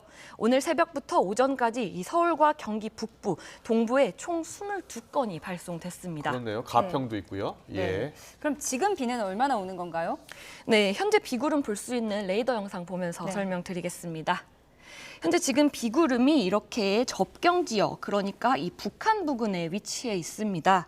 네, 지금은 저기압이 이렇게 동쪽으로 빠졌고요. 이 북태평양 고기압이 이렇게 다소 북상하면서 이 정체전선을 북한 부근으로 밀어 올린 상태입니다. 이렇기 때문에 현재 우리나라는 이렇게 경기도나 충청, 호남 지역에 곳곳에 비구름이 위치해 있으면서 이렇게 국지적으로 비가 내리고 있는데요. 하지만 안심하면 안 되는 상황입니다. 앞서 말씀드린 작은 저기압, 이 중규모 저기압이 변수인데요. 이렇게 북태평양 고기압의 가장자리로 이 수증기가 따뜻한 수증기의 그 강한 강도가 계속해서 유입되면서 이 대기 하층이 불안정해지면서 이렇게 국지적으로 저기압이 작게 발생할 수가 있는데요. 이렇기 때문에 오후 그리고 저녁까지는 이 곳곳에 소나기처럼 일시적으로 강한 비가 내릴 가능성이 충분히 있습니다. 그렇군요. 예. 오늘 강한 비 수도권에 또 내릴 수 있다고 하던데요. 얼마나 내릴 것 같습니까? 네, 다시 한번 레이더 영상 보면서 설명드리겠습니다. 지금 보시면 서해상에 이 비구름 한 덩이가 보이시죠? 이게 저기압이 오늘 밤에도 또 한 차례 유입이 되는 겁니다. 이 저기압이 이렇게 다가오면서 이번에는 이 북쪽에 있는 정체전선을 이 저기압이 끌어내리게 되는데요. 이 때문에 이 저기압이 천천히 내려오면서 오늘 밤 사이에 중부에 영향을 줄 걸로 보입니다. 이 문제는 이 저기압이 또 이렇게 동쪽으로 빠져나가면서 북쪽에서 찬 공기가 또 한 번 내려오게 되는데요. 이 찬 공기가 정체전선을 압축시키면서 이번에도 비구름이 강하게 발달할 걸로 보이는 겁니다. 그렇군요. 네, 그럼 오늘 새벽과 비교하면 어때요? 더 많이 올 수도 있는 건가요? 네, 사실 지난 밤 사이와 오늘 밤 사이를 비교하기는 완전 어렵습니다. 네, 왜냐하면 지금 다가오고 있는 저기압의 속도와 크기, 그리고 이후에 북쪽에서 내려오는 차고 건조한 공기의 강도에 따라서 달라지기 때문인데요. 이 지난 10일 군산에 시간당 100mm 이상의 비가 쏟아졌는데요. 이 저기압이 찬 공기에 막혀서 다소 속도가 느려지면서 이 서해 부근에서 정체하면서 이 수증기를 계속 머금어서 폭우가 쏟아졌습니다. 이 시간당 100mm의 비구름이 이 속도가 빨라서 10분만 머물고 지나가면 한 지역에 약 16mm가량 내리는데요. 이게 1시간 내내 머무르게 되면 100mm. 그러니까 이 비구름의 속도가 늦어지면 이렇게 시간당 80, 100mm의 강수량이 기록이 되는 겁니다. 그럼 오늘 밤에도 시간당 100mm 이상 비가 내릴 수 있는 거예요? 네, 변수가 워낙 많기 때문에 오늘 밤 사이에도 충분히 시간당 100mm 이상의 이 강한 비가 내릴 가능성이 있습니다. 이 그래픽 보면서 설명드리겠습니다. 그래픽을 보시면요. 아직 그래픽이 나오지 않는데요. 네, 이 세 개의 수치 예측 모델이 모의한 내일 새벽 3시의 상황입니다. 왼쪽부터 킴 모델은 우리나라가 예측한 모델, UM은 영국이 예측한 모델, 그리고 ECMWF는 유럽이 예측한 모델인데요. 이 비구름의 강도는 각각 다 다르긴 하지만 이 세 모델이 모두 비슷하게 모의를 하고 있습니다. 우리나라 중부지방을 다 지나네요? 네, 맞습니다. 이 세 개의 모델이 전부 비슷하게 모의하는 경우는 흔치가 않은데요. 이 모델이 전부 밤사이 수도권과 강원 영서, 충청을 중심으로 이 강한 비를 모의하는 만큼 오늘 밤사이 특히 새벽에 호우 상황을 예의주시할 필요가 있어 보입니다. 자, 최근에 이 시간당 강수량이 100mm 이상의 폭우가 자주 내리는 것 같아요. 그죠? 네, 맞습니다. 이 그림 보면서 설명드리겠습니다. 이 왼쪽 그림이 전국 장마가 시작됐던 6월 29일에 이 상층 기압계입니다. 그리고 오른쪽은 어제의 상층 기압계입니다. 한반도는 여기 있고요. 지금 보시면 한반도 남동 쪽에 이 빨간 선이 북태평양 고기압의 가장자리입니다. 자세히 보시면요. 이 보시는 것처럼 이 6월 29일보다 어제가 이렇게 더 많이 올라와 있는 걸로 볼 수 있습니다. 예. 이 따뜻하고 습한 공기, 그러니까 이 수증기가 이 화살표처럼 이 북태평양 고기압의 가장자리를 따라서 이렇게 계속 올라오게 되는데요. 예. 이 고기압 덩어리 자체가 올라왔기 때문에 이 수증기가 유입되는 강도 자체가 지금이 훨씬 센 겁니다. 그렇군요. 예. 그러니까 이 북쪽 찬 공기와의 온도 차가 장마 초기보다 지금이 훨씬 큰 거죠. 그렇기 때문에 이 성질이 다른 공기가 충돌하면서 이 비구름이 더 강하게 발달하는 겁니다. 네. 그런데 최근에 시간당 100mm의 폭우 자주 내리는 것 같은데 얼마나 자주 내렸는지 수치가 있나요? 네, 맞습니다. 이 전국이 장마권에는 지난 29일부터 오늘까지 하루에 1시간에 강수량이 가장 많은 순서대로 나열한 건데요. 보시면 이 시간당 강수량이 100mm가 넘는 적이 꽤 많았습니다. 이 보편적으로 정체전선은 북쪽에 찬 공기가 머물고 있는 상태에서 이 남쪽에 북태평양 고기압이 확장하면서 이 따뜻한 공기가 유입돼 공기가 부딪히면서 만들어지는 건데요. 예. 이번처럼 이렇게 저기압이 통과하면서 북쪽에 찬 공기가 더 남하한 것도 있고요. 최근에는 이미 찬 공기가 머물고 있는 상황에서 이 북쪽에서 찬 공기가 추가로 더 유입돼서 이 성질이 강한 공기가 서로 강하게 부딪히면서 이 비구름이 강하게 발달했습니다. 그렇군요. 요즘 장마는 집중호우와 함께 내리고 있는 것 같아요. 그 비가 내리는 기간도 길고 집중호우도 내리고요. 네, 맞습니다. 이 그래픽 보면서 확인해 보겠습니다. 이 장마철 강수량인데요. 아직 올여름 장마가 끝나지 않았지만 이 전국 강수량은 평년에 육박하고요. 이 충청과 호남, 영남, 제주는 이미 평년의 강수량을 넘었습니다. 그런데 이 강수 일수를 보면요. 아직 장마가 끝나지 않은 상황이니까 평년보다 훨씬 적죠. 그러니까 강수 일수는 적은데 강수량이 더 많다는 건 한 번 내릴 때마다 그렇네요. 강하게 쏟아졌다는 겁니다. 예. 이 최근 기상청에서 100년, 200년에 한 번 내릴 강도의 호우였다라고 한 것 많이 들어보셨을 텐데요. 현재 기온도 그렇고 해수 온도도 역대급으로 높아져 있는 상황에서 이 앞으로는 계속 한 번 내릴 때 강하게 쏟아지는 일이 점점 많아질 걸로 보입니다. 그렇군요. 네. 강수량도 많았는데 낙뢰도 많았다고요? 네, 맞습니다. 그래픽 보면서 설명드리겠습니다. 지난 6일 동안 발생했던 낙뢰 분포도입니다. 이 빨간색이 어제부터 오늘이고 이 각각의 색깔이 6일 동안 하루에 발생한 낙뢰를 의미하는데요. 무척 많습니다. 이 손에 물을 묻히고 얼음을 만지게 되면 이 얼음이 손에 달라붙게 되는데요. 그렇죠. 이 얼음 표면이 건조해서 이 물방울의 수분을 뺏는 겁니다. 이 물방울의 수분이 얼음으로 이동해 나가면서 이 한쪽은 플러스, 다른 한쪽은 마이너스가 되는 이 전기적인 성향을 띠는데요. 이 플러스와 마이너스가 교류하면서 빵 터지는 게 번개, 그리고 이게 땅으로 떨어지면 이 벼락이 되는 겁니다. 현재 남쪽으로부터 강하고 많은 수증기가 유입되고 있는 와중에 이 상층에도 찬 공기가 많은 상태이기 때문에 이 벼락과 번개가 자주 발생하는 걸로 볼 수 있습니다. 그렇군요. 비가 많이 내리면 우리가 산사태 조심해야 되잖아요. 산사태 위험도가 어떻습니까? 네, 산사태도 지금 만만치 않습니다. 네, 현재 경기 파주와 충남 부여에는 산사태 경보가, 그리고 경기 북부와 강원 영서, 충청 곳곳에는 산사태 주의보가 발령 중입니다. 이 산사태 위기 경보도 이 수도권과 충청, 강원, 전남, 영남을 중심으로는 경계 단계인데요.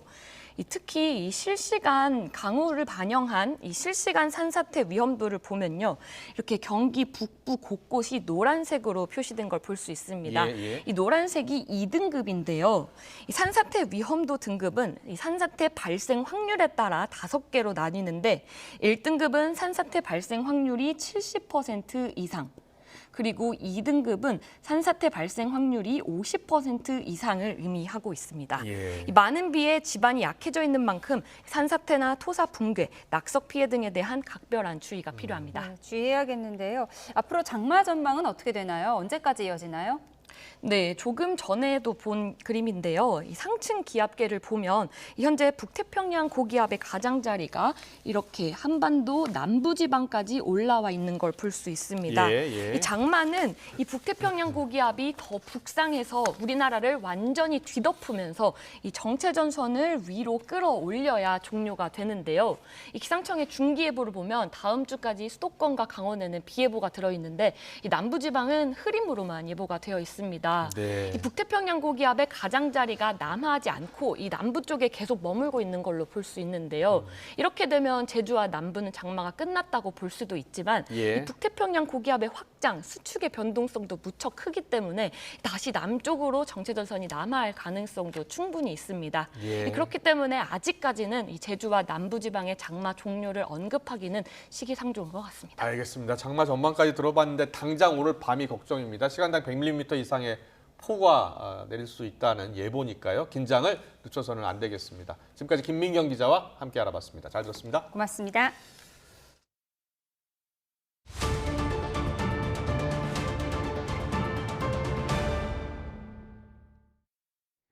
비무장지대 내 군사분계선 이북에서 방벽 설치 등의 작업을 계속하고 있는 북한군이 추가로 지뢰 수만 발을 매설한 것으로 보인다고 군 당국이 밝혔습니다.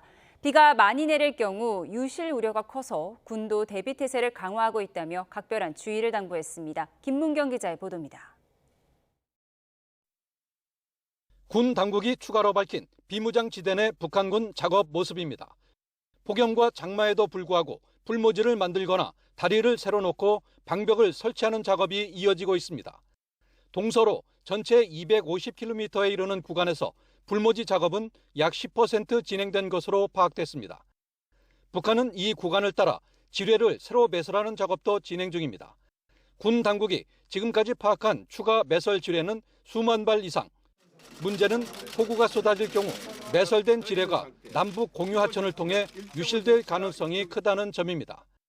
과거에도 북한에서 떠내려온 목함 지뢰로 사망 사고가 발생하는 등의 피해가 잇따랐는데 특히 나뭇잎 지뢰의 경우 지뢰 여부를 확인하기가 쉽지 않다며 각별한 주의를 당부했습니다. 그러면서 북한이 새 도발 양상으로 집중호우 때 의도적으로 지뢰를 살포할 가능성에 대해서도 대비하고 있다고 전했습니다.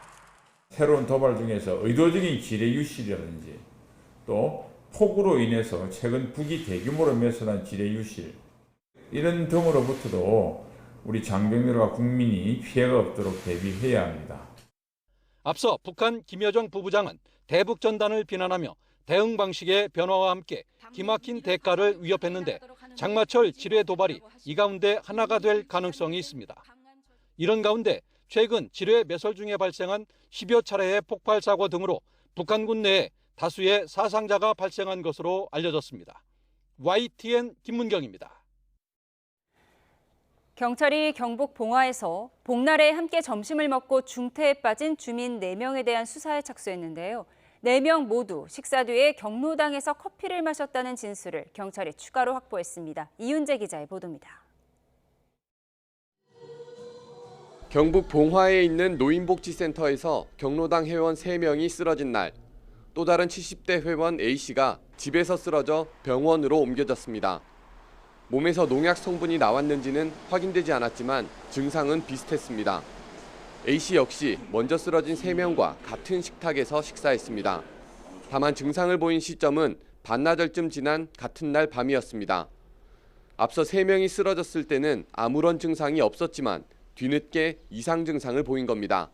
다른 분들을 오고 있었는데 그분은 저녁부터 증상이 조금씩 있었는데 아침에 일어나니까 조금 더 있어가지고 구성이 이렇게 할게요. 수사 전담팀을 꾸린 경찰은 누군가 일부러 살충제 성분 농약을 음식에 넣은 거로 보고 사건을 수사하고 있습니다. 특히 점심 식사 후에 경로당에서 커피를 마셨다는 또 다른 회원의 진술을 토대로 수사 범위를 넓히고 있습니다. 그렇게 또 예단하기는 좀 이르고요. 5명뿐만 아니고 그게 식당에 참여한 분이나 경로당에 오신 분 이런 분 전체적으로 우리가 다 이제 체크를 해와야 될 부분이고요. 마을 주민을 상대로 한 농약 범행은 끊이지 않고 반복됐습니다. 지난 2015년 7월 상주에서 80대 할머니가 마을 회관에 있는 음료수에 농약을 섞어 2명이 숨지고 4명이 다쳤습니다. 또 2016년에는 청송에서 소주에 농약을 섞어 사상자 2명이 발생했고 2018년에는 포항에서 마을 주민이 함께 먹을 고등어탕에 농약을 넣어 1명이 병원 치료를 받았습니다. 지난 사건은 모두 주민 사이 갈등이나 불화가 원인이었습니다. YTN 이윤재입니다.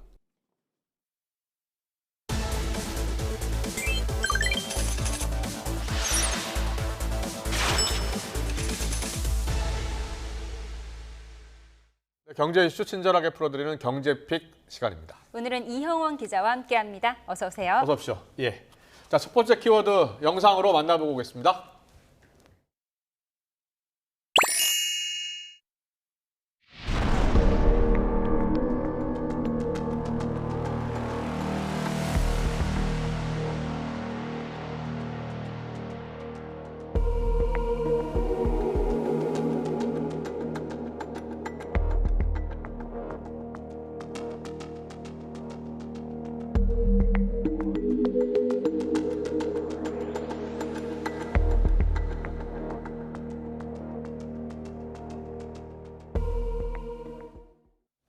네, 이게 못 믿을 광고도 제습기 성능 평가해 보니 이 제습기 성능 천차만별인가 봐요. 네, 그렇습니다. 네. 사실 오늘같이 비가 퍼붓는 날에는 뭐 집 안 곳곳이 되게 꿉꿉하잖아요. 예, 예. 그래서 이게 뭐 에어컨에 제습 기능이 있다고는 하지만 저도 그걸로는 좀 부족한 것 같아서 제습기를 쓰거든요. 예. 저같이 사용하시는 분들이 좀 많았어요. 예, 예. 인터뷰부터 한번 보실까요? 네. 제습기가 지금처럼 되게 비도 많이 오고 좀 습할 때 옷에서 냄새 나니까 근데 그럴 때 좀 도움 되는 것 같고. 네, 확실히 사용하면 집 바닥이나 옷도 뽀송뽀송하니 좋긴 한데요. 예. 이게 종류가 워낙 많습니다. 이게 그렇죠. 어떤 기준으로 골라야 할지 좀 그러니까 헷갈리시는 예. 분들도 많으실 것 같은데 그 앵커님 말씀하신 대로 성능 비교 참 중요합니다. 예. 이 광고 많이 하는데요. 광고를 무턱대고 믿으시면 안 될 것 예, 같습니다. 이 한국소비자원이 시중에 판매되고 있는 제습기를 브랜드별로 추려서 성능 검사를 했습니다. 이 LG와 삼성, 캐리어 등을 포함한 9개 제품인데요. 저희가 이 그래픽 준비했는데 한번 보실까요? 네, 일부 제품은 광고했던 것과 달리 제습량이 적었습니다. 많게는 지금 싱크에어 같은 경우에는 많게는 8리터 가까이 적어서 이 사실상 거짓 광고를 했다고 봐야 할 수준이었는데요. 예. 소비자원이 공고를 했습니다. 광고 표시를 바꿔라 이렇게 해서 이 업체들이 반영을 하긴 했는데 이미 믿고 구매한 소비자 입장에서는 배신감을 느낄 수밖에 없겠죠.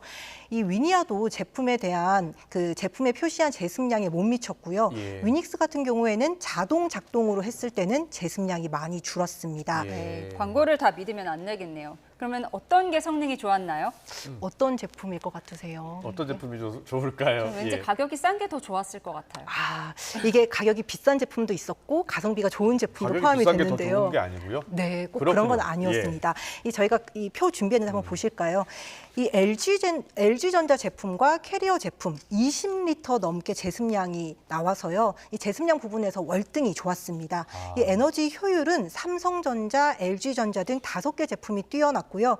이 특히 삼성전자 제품은 전기요금이 가장 적게 들었습니다. 한 달에 7,000원 정도 들었고요. 보아르가 한 달에 10,000원 정도로 유지 비용이 가장 많이 들었습니다. 예. 이 제습기 살 때 사실 가격도 무시 못하잖아요. 예, 예. LG전자 제품 앞서 말씀드린 대로 제습량도 많고 에너지 효율도 좋습니다. 하지만 가격이 60만 원에 육박해서 가장 예. 비쌌는데요. 예, 예. 그럼 흔히 말하는 저희가 가성비 제품은 어떤 게 있느냐? 이 저렴하면서도 상대적으로 성능도 좋은 제습기는 캐리어 제품이었습니다. 예. LG의 절반 정도인 30만 원대로 구매할 수 있었고요. 이 성능도 상위권이라 가성비가 좋았습니다. 이 물론 실제 제품 고르실 때는 이런 성능뿐만 아니라 디자인이나 그렇죠. 크기 같은 것도 많이 고려를 하실 것 같은데 예. 이 저희가 알려드린 성능 참고하셔서 고르시면 좋을 것 같습니다. 알겠습니다. 잘 들었습니다. 자, 계속해서 두 번째 키워드 볼까요?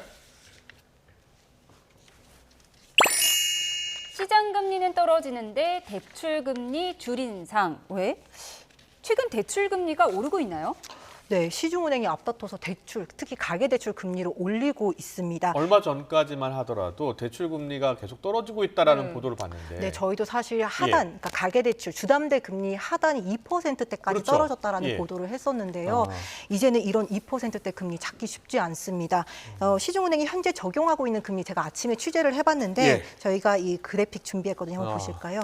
오늘 기준입니다. 이 KB국민은행은 금융채 5년물 기준 고정금리가 3%에서 4% 중반이고요. 그렇네요. 예. 네, 하나은행은 이 3.2%에서 3.6%, 예. 우리은행은 3.1에서 4.3%입니다. 이 신한은행이 하단이 제일 낮아서 아직 2.86%인데요. 상단은 4.87%로 굉장히 높습니다. 이 중요한 건 여기서 금리가 더 오를 거라는 건데요. 예, 예. 이 취재를 해보니까 국민은행 당장 내일부터 0.2%포인트나 올리고요. 네. 이 신한은행은 22일부터 0.05%포인트 올린다고 올립니다. 미국 금리 인하 가능성이 100%라는데. 네, 그렇습니다. 이상하네요. 계속 설명해 주세요. 지금 우리은행 같은 경우에는 24일부터 0.2%포인트 올리고요. 하나은행은 아직이긴 합니다. 다만 시장 모니터링 강화하고 있다면서 상황 변화에 따라 인상 여부 결정하겠다 이런 입장입니다. 네. 네, 대출금리가 왜 이렇게 오르는 건가요? 일단 대출금리가 어떻게 정해지는지 봐야 되는데 이 기준금리, 그러니까 기본금리가 있고요. 여기에 그 가상금리라는 걸 더하고 그리고 저희 우대금리라는 게 있잖아요. 그렇죠. 우대금리를 빼서 산정을 하게 됩니다. 이 주담대 기본이 되는 금리는 사실 모두 연중 최저치를 기록했거든요. 저희가 표로 준비했는데 한번 보실까요? 이 주담대 고정금리를 결정하는 은행채 5년물 금리, 이 12일 기준으로 3.3%대까지 떨어져서 올해 최저치입니다. 이 신규 취급액 기준 코픽스는 변동금리 기준이 되는데요. 이것도 3.5%대에 그치면서 최저치를 기록했습니다. 이 금리들이 떨어졌다는 거는 그만큼 은행권이 이 자금을 가지고 올 때 자금 조달 비용이 적게 들었다라는 의미거든요. 사실 자금을 끌어오는데 비용이 적게 들면 대출 금리는 떨어져야 당연하죠. 되는 게 정상이거든요. 그런데 반대로 가고 있습니다. 그러니까요. 이게 결국 기본 금리, 기준 금리는 그대로라면 어떤 거를 건드리면 정책 금리가 올라가는 거예요? 어떻게 되는 거예요? 이게 지금 아까 말씀드린 대로 우대 금리는 줄이고요. 가상 금리는 늘리는 식으로 지금 전체 대출 금리를 은행권에서 끌어올리고 있습니다. 이 가상 금리는 뭐냐면요. 이게 쉽게 말해서 돈을 빌려줄 때 여러 위험성을 고려해서 가중하는 금리를 말합니다. 그렇군요. 예를 들어서 이 돈을 빌리는 사람의 신용도, 이 사람이 돈을 제때 갚을 수 있는지 이런 위험성을 따지게 되고요. 은행 영업 비용 같은 거를 모두 고려해서 결정되는데 중요한 건 상한이 따로 없습니다. 은행이 마음만 먹으면 올릴 수 있다는 건데요. 사실 아까 앵커님 말씀하신 대로 금리 인하 국면에서는 이런 차주, 돈을 빌리는 사람도 더 갚기 쉬워지잖아요. 부담이 줄어드니까 차주 위험성이 줄어들게 되니까 이게 줄면 줄었지 사실 늘지 않거든요. 그런데도 이 가상금리를 은행권에서 올리고 있단 말이에요. 어떤 이유일 것 같으세요? 그러니까요. 자금 사정이 좋지 않다는 건가요? 아니면은 지나치게 요새 대출 많이 받는다고 걱정이잖아요. 맞습니다. 이 정부 정책에 발맞춰서 은행권이 올리고 있는 겁니다. 이 최근 가계부채 급증했다. 저희도 참 보도 많이 해드렸는데요. 그러다 보니까 금융당국이 대출 관리에 나섰거든요. 제가 은행권 취재를 좀 해보니까 하나같이 하는 얘기가 같았습니다. 가계대출 증가세를 잡기 위해서 우리도 어쩔 수 없이 올리고 있다. 은행이 이자 장사를 위해서 마진을 많이 남기려고 이렇게 올리는 게 아니고 이 정부의 가계비 죄기에 맞추다 보니까 우리도 어쩔 수 없이 올리고 있다라고 좀 나름 읍소를 했습니다. 아, 그래요? 은행 입장인 거 아닌가요? 이게 은행권이 공개적으로 좀 말하기는 부담스러워해서요. 대신 현재 상황에 대한 저희가 전문가 인터뷰 해봤거든요. 한번 들어보시죠. 시장금리가 떨어지게 되면은 뭐 신용 위험이 같이 들어있는 가상금리도 좀 떨어지게 되는 게 정상적이고요. 가계부채 관리가 우리나라 국가 위험에 아무래도 중요한 부분을 차지하고 있다 보니까 정부 정책적인 방향에 조금 영향을 받을 수밖에 없는 상황이다라고. 결국 이 가계부채 증가세나 집값이 좀 잡혀야지 지금처럼 대출 금리를 인위적으로 올리는 상황이 좀 중단될 것 같습니다. 잘 들었습니다. 그런데 진짜 요새 대출금 갚기 힘들어하는 분들 많잖아요. 대출금리 너무 올려도 안 될 것 같은데요? 네, 그렇습니다. 네, 마지막 키워드 영상과 함께 확인하겠습니다.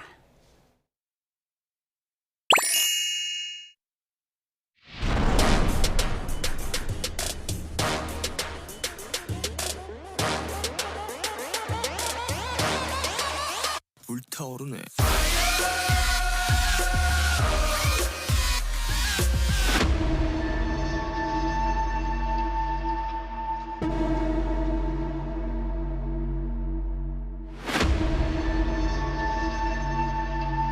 리콜 이슈 해결을 위해서 현재로서 최선의 노력을 다하고 있습니다.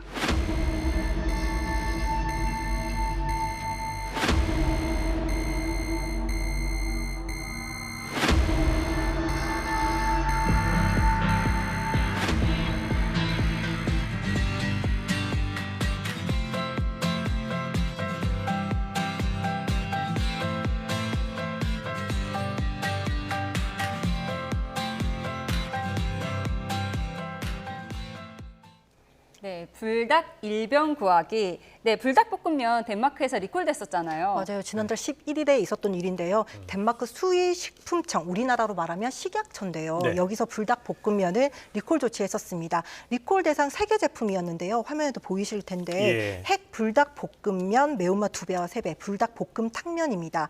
이들 3종에 들어간 캡사이신이 지나치게 많다면서 먹었을 때 급성 중독 증상을 보일 수 있다는 게 리콜 이유였습니다.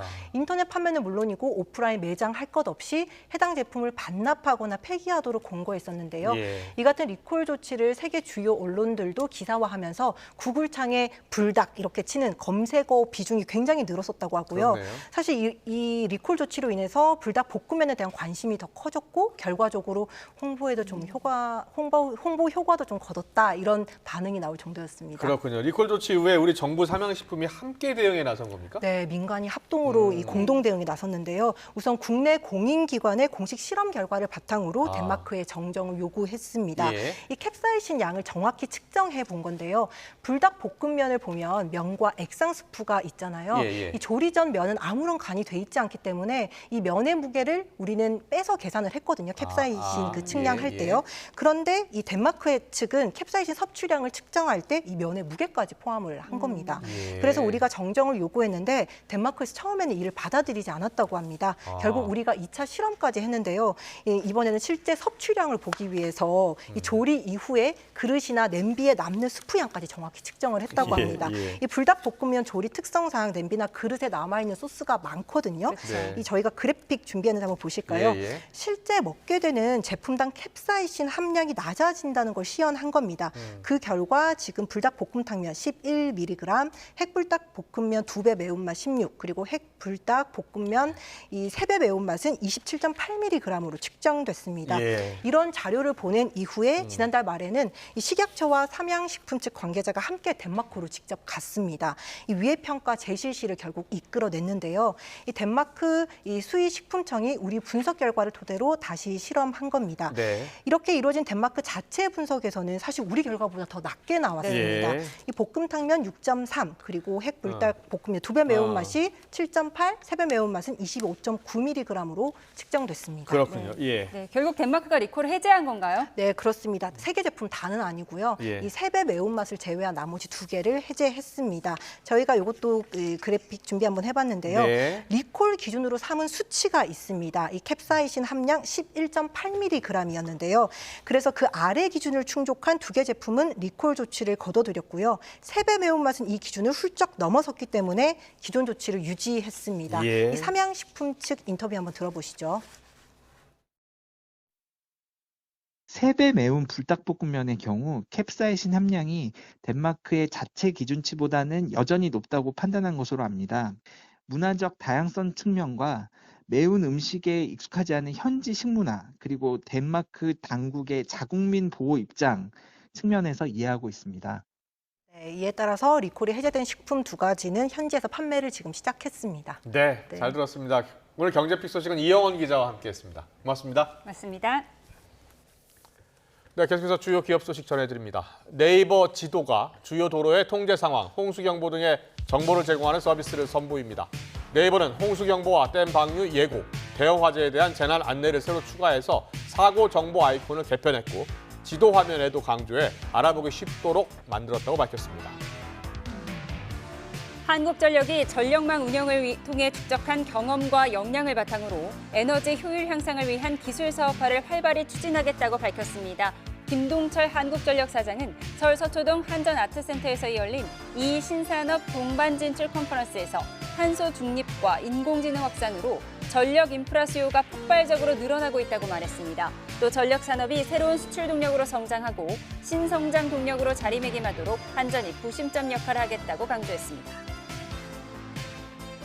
아모레퍼시픽의 창업자인 서성환 회장 출생 100년을 기념해서 영상회고전을 연다고 밝혔습니다. 장원 서성환 오늘을 만나다라는 이름의 이번 전시는 모레부터 다음 달 16일까지 아모레퍼시픽 용산 본사에서 개최됩니다.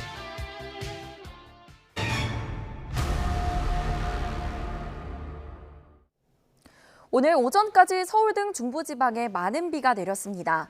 수도권에는 올해 들어 처음으로 호우 긴급 재난 문자가 발송되기도 했는데요. 낮 동안 정체전선이 북한 쪽으로 올라가면서 빗줄기가 잠시 약해지나 싶었지만 지금은 경기 북부와 강원 북부를 중심으로 다시 강한 비구름이 발달하고 있습니다. 이 지역에 시간당 30에서 50mm의 매우 강한 비가 쏟아지면서 호우특보까지 발령됐습니다. 문제는 앞으로 빗줄기가 계속 강해진다는 건데요. 오늘 밤부터 내일 오전 사이 또다시 중부지방에 시간당 최고 70mm 이상의 극한 호우가 예보됐습니다. 이 정도면 정상적인 차량 운행이 어렵고 저지대는 침수될 가능성이 매우 큰 수준입니다.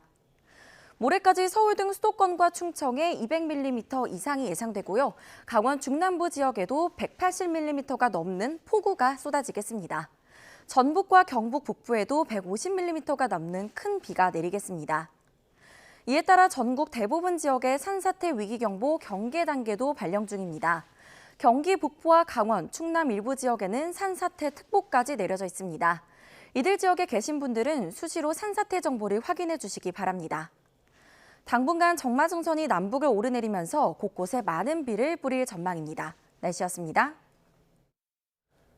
수요일 뉴스원 여기서 마치겠습니다. 시청해주신 여러분 고맙습니다.